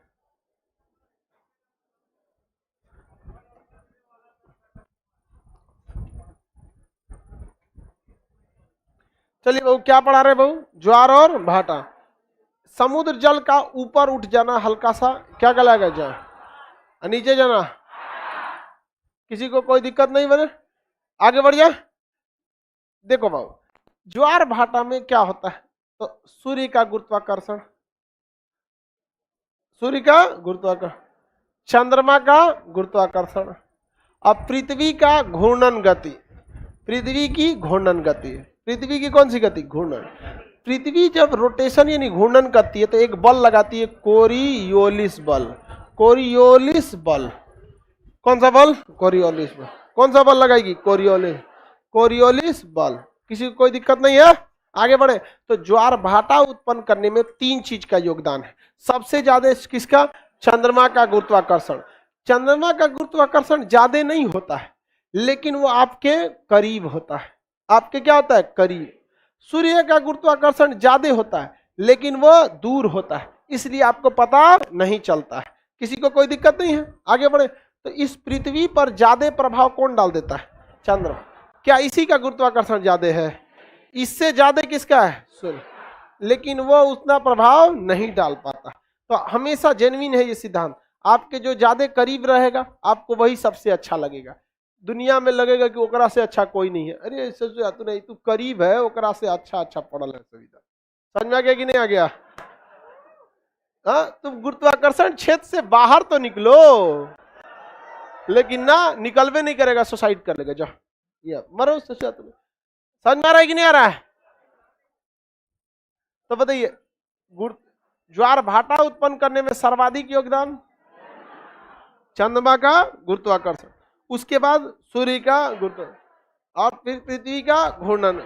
पृथ्वी जब घूर्णन करती है तो समुद्री जल जो होता है वो भी क्या होता है? लहर करते रहता है। और इसी में सूर्य और पृथ्वी का क्या लग जाता है? गुरुत्वाकर्षण। क्या लग जाता है? गुरुत्वाकर्षण। तो क्या हो जाता है भाई? ज्वार आ जाता है, और समुद्र का लेवल क्या हो जाता है? ऊपर उठ जाता है। इसी को क्या कहेंगे? ज्वार भाटा। ज्वार भाटा अच्छा होता है, मछली पकड़ने के लिए क्या हो जाता है? इजी हो जाता है, मछली पकड़ना आसान हो जाता है, नाव को बहुत दूर तक लाना आसान हो जाता है। कैसे? बाढ़ के समय नाव बड़ी ऊंचाई तक आ जाती है। तो कई चीजें होते हैं टाइड एंड ईव में, ज्वार भाटा में। ज्वार भाटा 2 तरह का होता है। बृहद ज्वार भाटा। कौन सा ज्वार भाटा? बृहद। बृहद ज्वार भाटा में सूर्य जो होता है और पृथ्वी और चंद्रमा, ये तीनों एक ही सीध में हो जाते हैं। सूर्य, पृथ्वी और चंद्रमा कैसे हो जाते हैं? एक ही सीध में हो जाते हैं। तो ऐसे ज्वार भाटा को क्या कहते हैं? बृहद ज्वार भाटा। कौन सा ज्वार भाटा? बृहद ज्वार भाटा। कौन सा ज्वार भाटा? बृहद। ये हो गया पृथ्वी, ये हो गया पृथ्वी। अब चंद्रमा देखिए, चंद्रमा का चंद्रमा किसका चक्कर लगा रहा है? पृथ्वी का। किसका चक्कर लगा रहा है? पृथ्वी का। अगर चंद्रमा यहाँ है तो भी बृहद ज्वार भाटा सीध में है, चंद्रमा यहाँ है तो भी बृहद ज्वार भाटा सीध में है। समझ में आ गया कि नहीं आ गया? लेकिन ये कुछ ज्यादा ही तगड़ा होता है, ये उतना तगड़ा नहीं होता। लेकिन चंद्रमा जब घूम के यहाँ जाएगा तो तीनों में कितना डिग्री हो जाएगा? 90 डिग्री। और आपको पता है आर बराबर √p² + q² + 2pq cos theta. तो बताइए ऊपर आ जाएगा तो cos कितना हो जाएगा? 90। इतना को तो सल्टा देगा सीधे, इतना को क्या कर देगा? सीधे सल्टा देगा। इसलिए 90 डिग्री पे जाएगा तभी क्या होगा? दिक्कत होता है। तो बताइए ये कैसा ज्वार भाटा? बृहद। कैसा ज्वार भाटा? बृहद। लेकिन अगर यही हम कह दे कि यहाँ पर क्या है? सूर्य है, यहाँ पर सूर्य है, और यहाँ पर पृथ्वी है, यहाँ पर क्या है? पृथ्वी है। अब चंद्रमा को देखते हैं, चंद्रमा गोल चक्कर लगा रहा है, या तो यहाँ होगा या तो यहाँ होगा, ऐसे गोल गोल चक्कर लगा के। तो यहाँ यहाँ तो हम दिखा दिए हैं। अब या तो यहाँ होगा, यहाँ वाला कंडीशन तो बता दिए, यहाँ वाला नहीं बताए हैं, और यहाँ वाला बता दिए। अब यहाँ रहेगा तो भी कितना डिग्री? 90 डिग्री। यहाँ रहेगा तो भी 90। हमको सीध और तिरछा से मतलब नहीं है, हमको बस उस फॉर्मूला पे बैठाना है कि resultant force R = √p² + q² + 2pq cos theta. हमको यहाँ बस थीटा ससुरा 90 नहीं रहना चाहिए, 80 रहे कोई दिक्कत नहीं, 180 रहे कोई दिक्कत, कितना नहीं रहना चाहिए? 90। 90 रहेगा तो पूरे टर्म को क्या कर देगा? 0 कर देगा। बस p² + q² अंडर रूट में हो जाएगा। तो 90 डिग्री। बताइए यहाँ पे भी क्या हो जा रहा है? 90 डिग्री। यहाँ पे भी 90।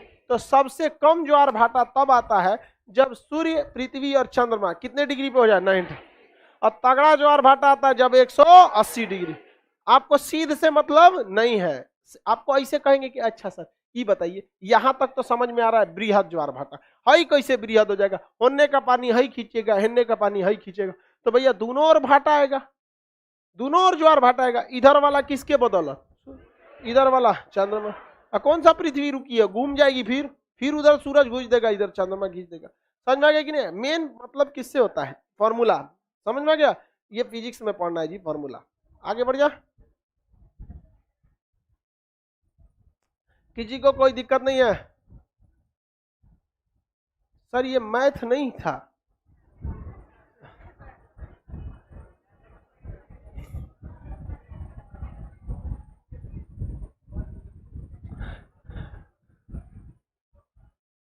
आगे बढ़ जाए।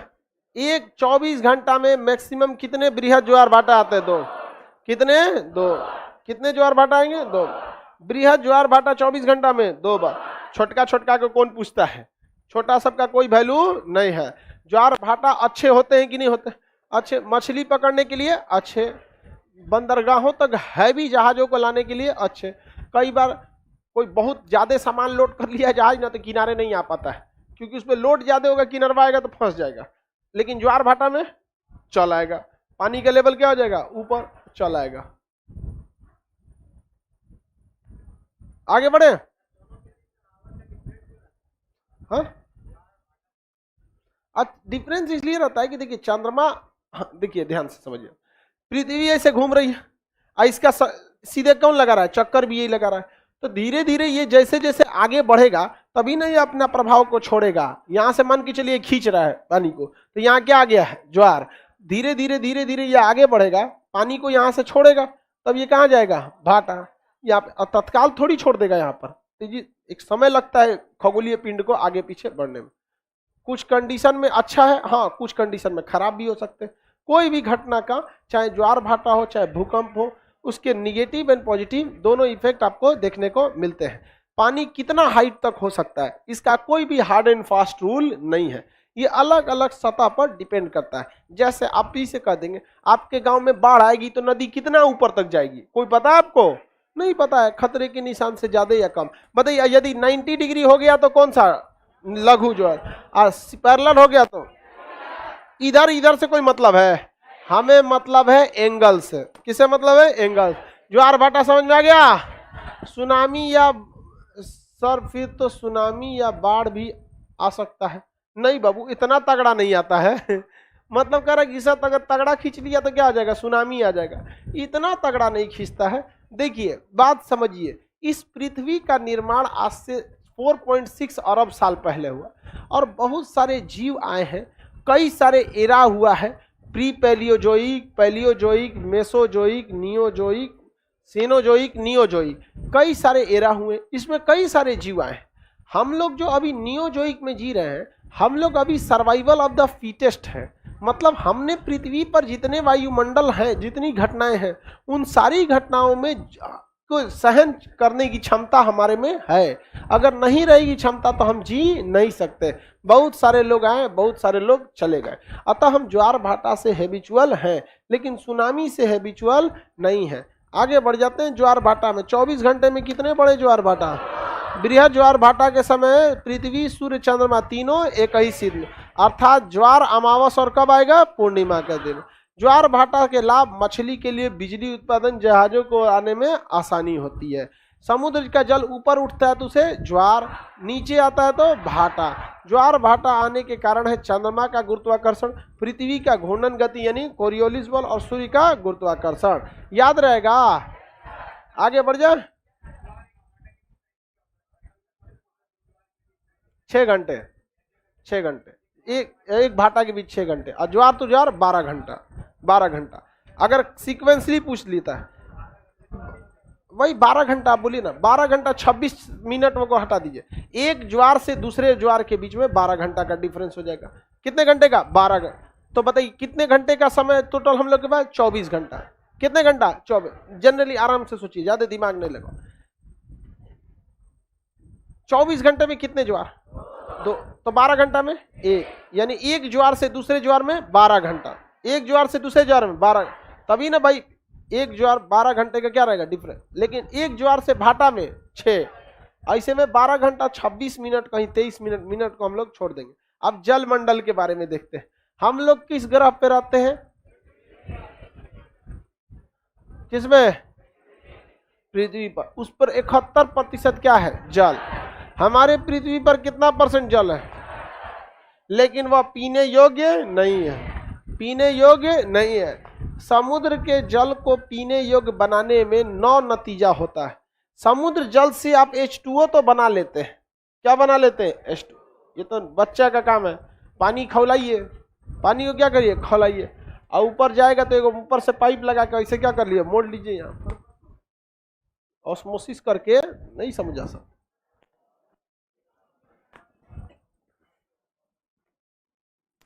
एक इस तरह से फ्लास्क ले लेते हैं हम लोग, इस टाइप का नली ले लेते हैं हम लोग, इसमें हम समुद्र का पानी भर देते हैं। आपको ही पता है समुद्र के जल में क्या रहेगा, नमक। इसको, इस ससुरा को हम लोग क्या कर देते हैं, गर्म कर देते हैं। क्या कर देंगे, गर्म कर देंगे। मैट्रिक में आप पढ़े होंगे तो इस तरह का आपको प्रैक्टिकल में पूछता है, आश्वासन विधि को बताइए, ये चीजों को बताइए, ऑस्मोसिस से लेके आसवन विधि, इसे आपको समझाइए।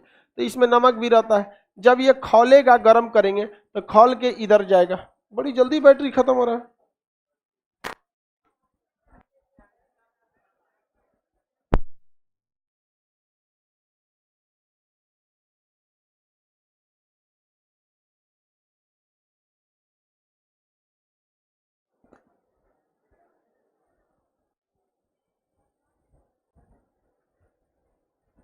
रिवर में भी ज्वार भाटा आता है? नहीं बाबू, बहुत माइन्यूट होता है, उस समझ में नहीं आता।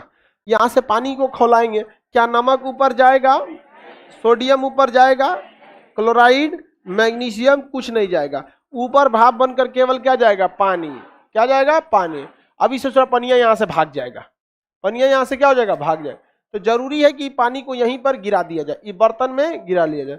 इसलिए हम यहाँ पर लगा देंगे एगो कंडेंसर।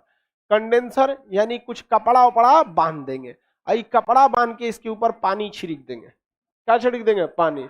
अब वो ठंडा कर देगा, तो एकदम निकला था गर्म, यहाँ से हो जाएगा ठंडा। अब बताइए ये भागेगा यहाँ से, अब ये पानी की बूंद बन के नीचे गिर जाएगा।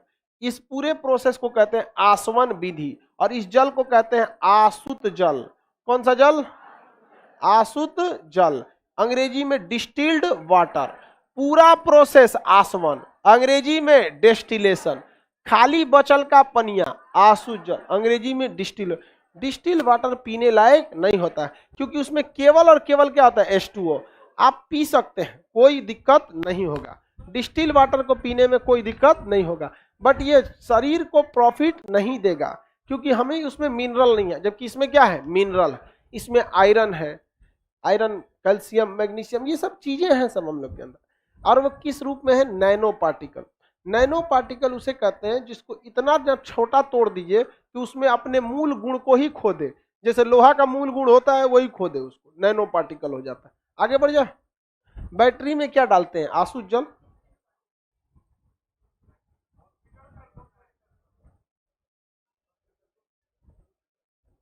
जो मरीज को चढ़ाया जाता है, सेलाइन वाटर होता है, बैटरी वाला पानी चढ़ाएगा।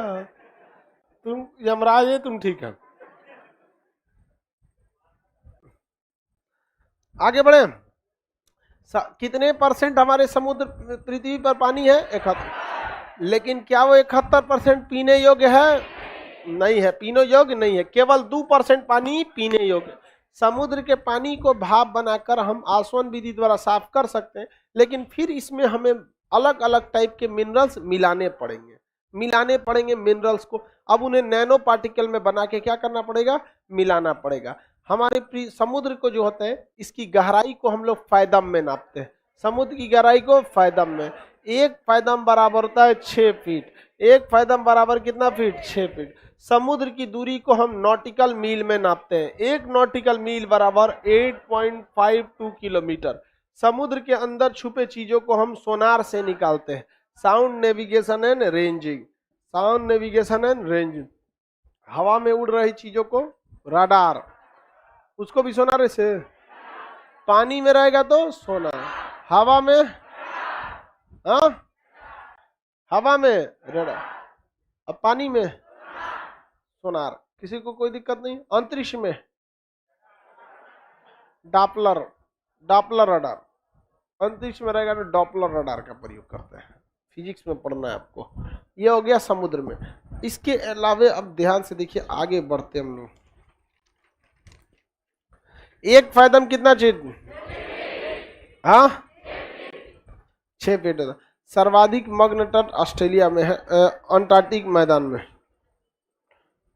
झील वगैरह इसको पढ़ा देते हैं, उसके बाद आपको जल संधि वगैरह आएगा आपको। किसी को कोई दिक्कत नहीं है। जो लोग मैप नहीं पढ़े हैं उन लोग के लिए भाई इतना जल्दी खत्म करने का एक ही रास्ता है, रिकॉर्डेड क्लास। तो आपको इंडियन मैप भी पढ़ना होगा और वर्ल्ड मैप भी पढ़ना होगा।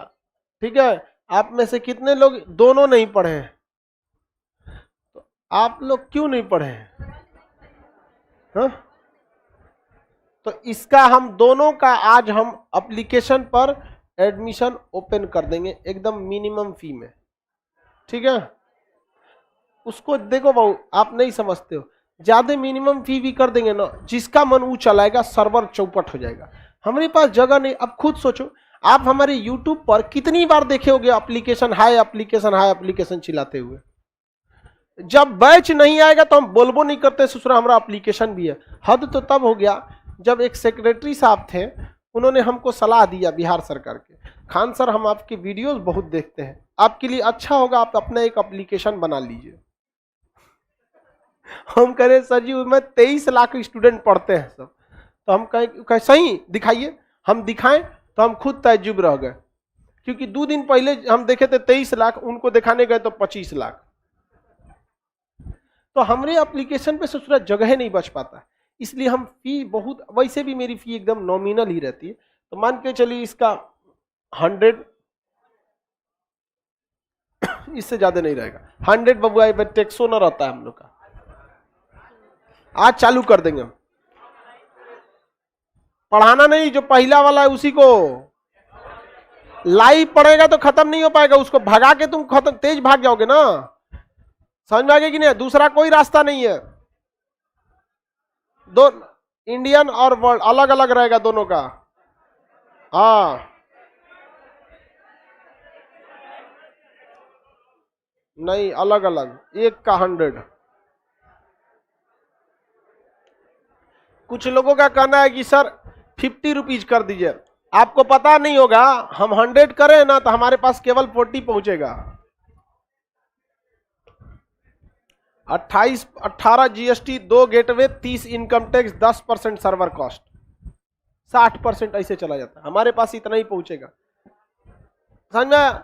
अगर केवल सरकार इतना कह दे कि हम एजुकेशन पर टैक्स हटा देते हैं, हम आपको गारंटी कह देते हैं चीन से लोग वापस पढ़ने आएंगे भारत में, इतना फीस सस्ता कर देंगे जैसे हैंसोंग और फाहियान आया था। समझ आ गया? लेकिन क्या करेंगे बाबू, हम लोग की भी मजबूरी बनती है। आपको जान के कितना अजीब लगेगा कि 60% हम लोग गवर्नमेंट को देते हैं। इसमें कोई छुपा हुआ बात नहीं है, आप नेट पे चेक कर लेंगे। 18% जीएसटी लगता है, 2% गेटवे लगता है, 30% इनकम टैक्स लगता है, 10% सर्वर लगता है। देखो ये सर्वर हो गया, ये इनकम टैक्स हो गया, ये गेटवे हो गया, और ये हो गया जीएसटी हो गया। अलग होता है, अलग लगता है। जीएसटी मंथली लगता है, इनकम टैक्स ईयरली लगता है। बकलोल एक के रहता, हम यहाँ लाइव में बैठ के झूठ बोलेंगे रे। बकलोल है पूरा, वो अलग डिपार्टमेंट है, ये अलग डिपार्टमेंट है, दोनों का कोई लेना देना नहीं है। आगे बढ़ते बाबू, समुद्र के जल की बनावटों को हम लोग देखते हैं, समुद्र की सतह की बनावटों को।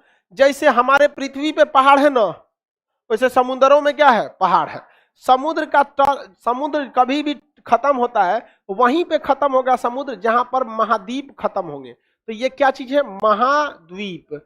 कॉन्टिनेंट खत्म होंगे तो ये धीरे धीरे कॉन्टिनेंट क्या होंगे? अंदर जाने लगते हैं। उसके बाद ये हचाक से नीचे गिर जाते हैं। इसे हम लोग कहते हैं मग्न, मतलब डूबा हुआ, मग्न तट। ये मग्न तट किसका भाग है? महाद्वीप का। इसलिए कभी कभी आपको एग्जाम में इसे महाद्वीपीय मग्न तट कहते हैं। किसका भाग है? महाद्वीप। और इसे कहते हैं मग्न ढाल। मग्न मतलब डूबा हुआ, ढाल, मग्न ढाल। उसके बाद चालू होता है समुद्री मैदान, उसमें गहरी गहरी खाइयां होती हैं जिन्हें हम गर्त कहते हैं। क्या कहते हैं? गर्त। मरियाना गर्त प्रशांत महासागर की सबसे गहरी खाई है, इसमें ये गर्त होगा, हाँ ये भी गर्त होगा, हाँ सबसे गहरा गर्त ये वाला हो जाएगा। इसमें समुद्र के अंदर कुछ पहाड़ियां भी होती हैं, कुछ तो पहाड़ियां बाहर झांकने लगती हैं समुद्र के। इस तरह की स्थलाकृति का निर्माण समुद्र के अंदर भी पाया जाता है। समुद्र के अंदर भी पाया जाता है। किसी को कोई दिक्कत नहीं है? बताइए, समुद्र में जहां पर बंदरगाह बनाए जाते हैं वो क्या चीज होता है? मग्न तट। हम नहाने जाते हैं, मग्न तट। मतलब जितनी भी आर्थिक क्रिया जो होती है ज्यादातर कहाँ होती है? मग्न तट। पर्यटन वगैरह कहाँ होता है? मग्न तट। और सबसे बड़ा भाग कौन सा होता है? मैदान।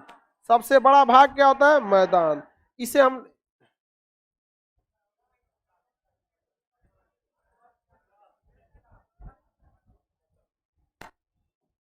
ये है मैदान। क्या बाबू? मैदान। सबसे बड़ा क्षेत्र क्या होता है? मैदान। आप बताइए, बड़ी मछलियां कहाँ पाई जाएंगी? मैदान में, समुद्री मैदान में। और छोटकी छोटी जो रहती है सब मग्न तट पर। कहां पर? मग्न तट पर। मग्न तट पर। बताइए, सिल्ट यानी कचड़े का जमाव कितने लोग बता सकते हैं सबसे ज्यादा कहां होगा? तट पर या मैदान में? मैदान में। अरे तट पर तो वही होगा, आखिर सड़क के यहाँ आ जाएगा। तट पर जो जमा होगा वो आज नहीं तो कल सड़क कर यहाँ आएगा। लेकिन जो यहाँ जमा हो गया, किसी की हिम्मत नहीं जो इसको चढ़ा दे ऊपर की ओर। तो सबसे ज्यादा मैदान जमाव कहाँ होता है? मैदान में। तो अतः टोटल पेट्रोलियम का 20% पेट्रोलियम कहाँ पाए जाते हैं? मैदान, तट पर। और 80% कहाँ पाए जाएंगे? मैदान। 80% मैदान। तो बताइए, समुद्री बनावट याद रहेगा? पहला मग्न तट, मग्न ढाल, मैदान, गर्त, कटक। इसे क्या कहेंगे? कटक। अंग्रेजी में रीच। कटक को अंग्रेजी में रीच। कटक को अंग्रेजी में। आइए, समुद्री पहाड़ी। समुद्री पहाड़ी। समुद्री पहाड़ी खतरनाक नहीं होते हैं क्योंकि ये ऊपर से दिखाई देते हैं, लेकिन कटक ससुरा बहुत खतरनाक होता है, अंदर अंदर रहता है, दिखता ही नहीं है। और बड़ी जहाज अगर चली गई और कटक नीचे रह गया तो नीचवा से पेंदी रगड़ा जाएगा और वो जहाज डूब जाएगी। कोस्टा कॉन्कॉर्डिया नामक जहाज डूब गई थी। कोस्टा कॉन्कॉर्डिया नामक जहाज डूब गई थी कटक के टकराने से। कोस्टा कॉन्कॉर्डिया, कोस्टा कॉन्कॉर्डिया शिप, ये बहुत बुरी तरह से डूबी थी। बहुत ही विशाल जहाज, देखिए ये इतनी बड़ी जहाज थी ये कोस्टा कॉन्कॉर्डिया, ऐसे ससुरी डुबा दिया यहाँ पर। अच्छा से आओ ना रे, अरे सही से आइए नहीं जा।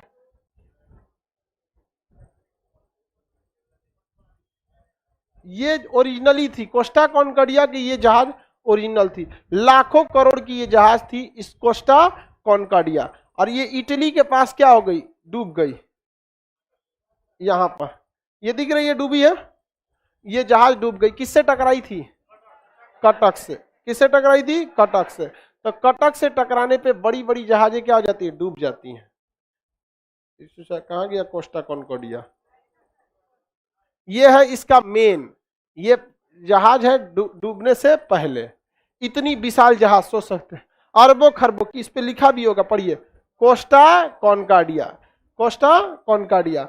लेकिन इसके कैप्टन को मतलब प्रेम का भूत सवार था।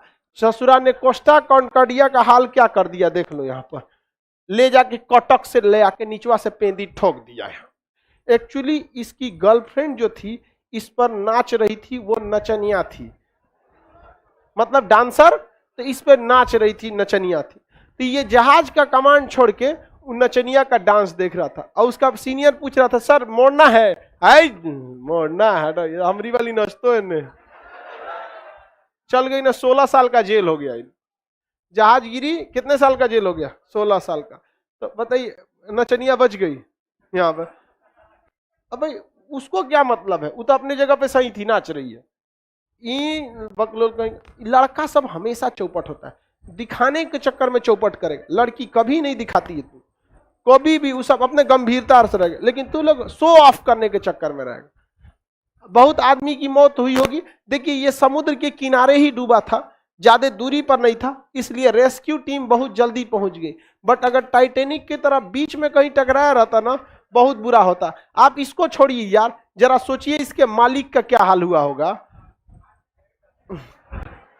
इसके मालिक, अरे एक आदमी का घर गिर जाता है, किसी का तो इंसान मोटरसाइकिल स्क्रैच आ जाता है तो इतना बवाल मचाता है यार, इतना भयंकर जहाज गिरा दिया। एगो नचनिया के चक्कर में। आगे बढ़े, बताइए ये क्या कहलाएगा? मग्न तट।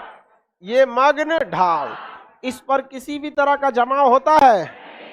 सर्वाधिक निक्षेपण यानी जमाव 80% पेट्रोलियम मैदान। सबसे गहरा गर्त मरियाना गर्त।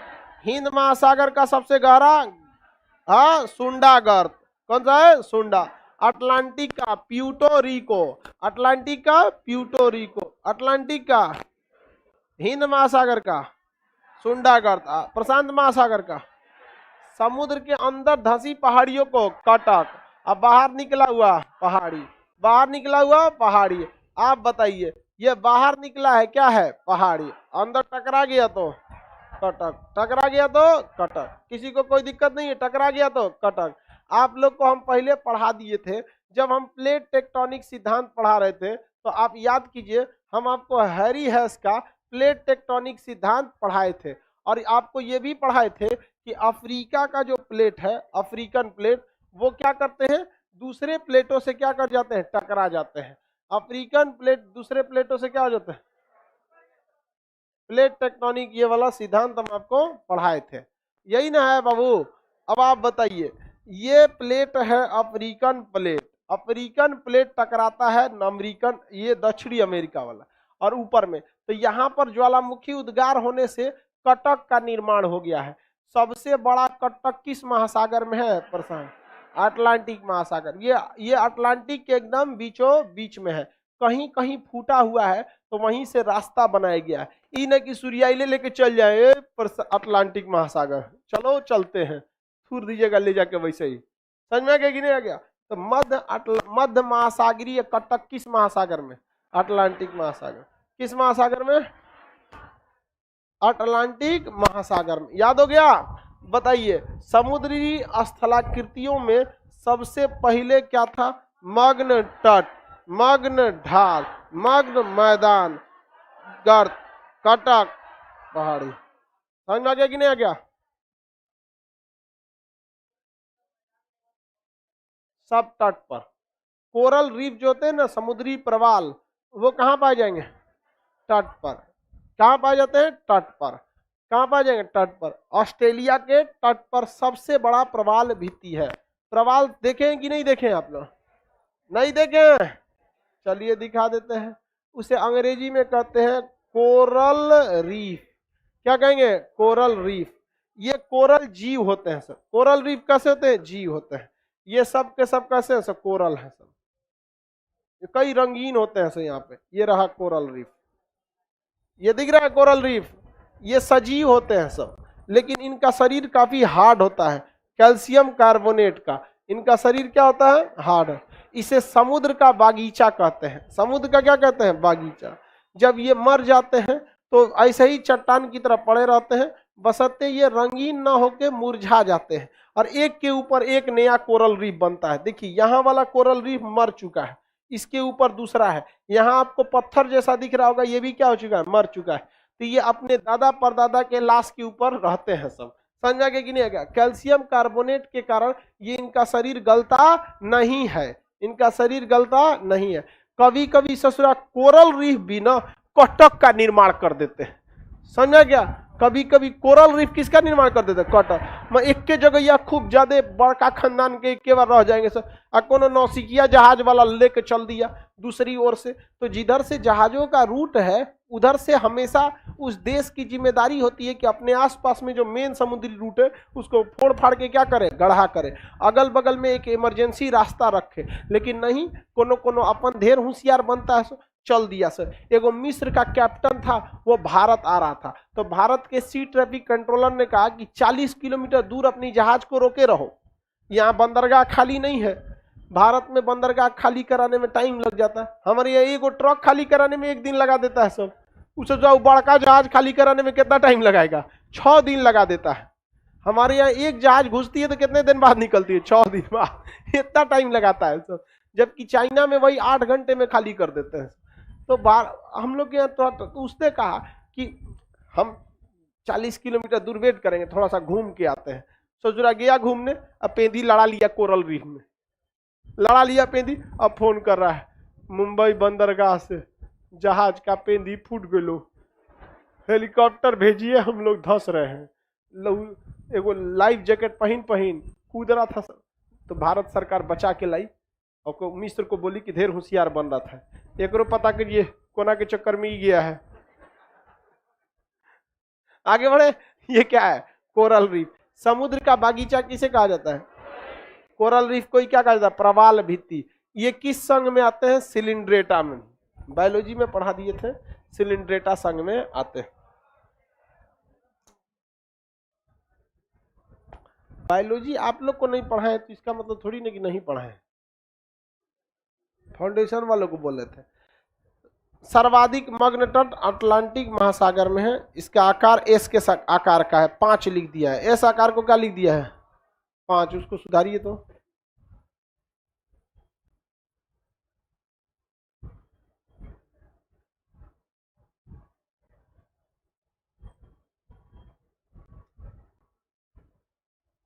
हो गया? सबसे बड़ा महासागर, छिपा हुआ महासागर, आर्कटिक छिपा हुआ महासागर,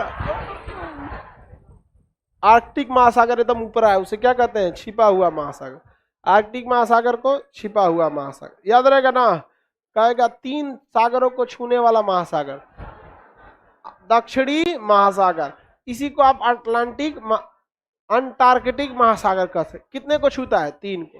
इधर छू दिया हिंद महासागर, यहाँ छुआ अटलांटिक को, अब उधर छू दिया प्रशांत महासागर को। अर्ध महासागर किसे कहते हैं? हिंद महासागर। अर्ध महासागर, हिंद महासागर। अर्ध महासागर, हिंद महासागर को क्या कहा जाता है? अर्ध महासागर कहा जाता है। क्या कहा जाएगा? अर्ध महासागर। किसी को कोई दिक्कत है? आगे बढ़ जाए। अब इसमें ज्यादातर टॉपिक किसका बच गया है? मैप का। किसका बचा है? मैप का। जलधारा वगैरह इसका मैप का। हम लोग वर्ल्ड ज्योग्राफी निपटा दिए हैं। लोग वर्ल्ड ज्योग्राफी में वो सारी चीजें बची हैं जो अब केवल मैप से रिलेटेड। आप में कितने लड़के मैप पढ़ लिए? तो आप देखिएगा उसके आगे जो टॉपिक है वो सारा किसका है? मैपिंग का है, A to Z। क्योंकि उसको भी वैसे ही पढ़ाना है जैसे आपको कैसे पढ़ना है मैपिंग में। किसी को कोई दिक्कत नहीं? छुट्टी चाहिए और पढ़ा दें? चलिए, तथास्तु।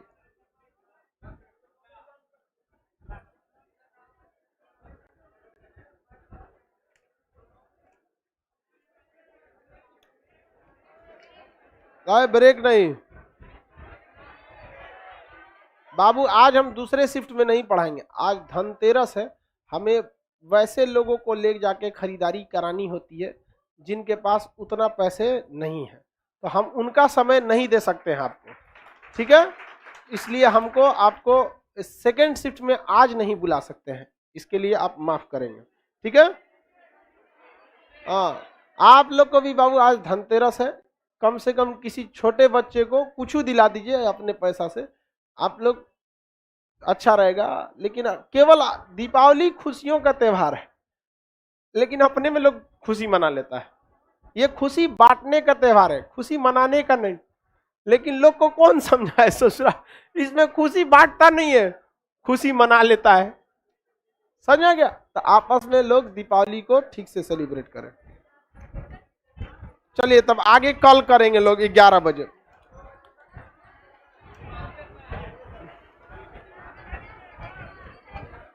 कल का लिए छुट्टी रहेगा ना? कल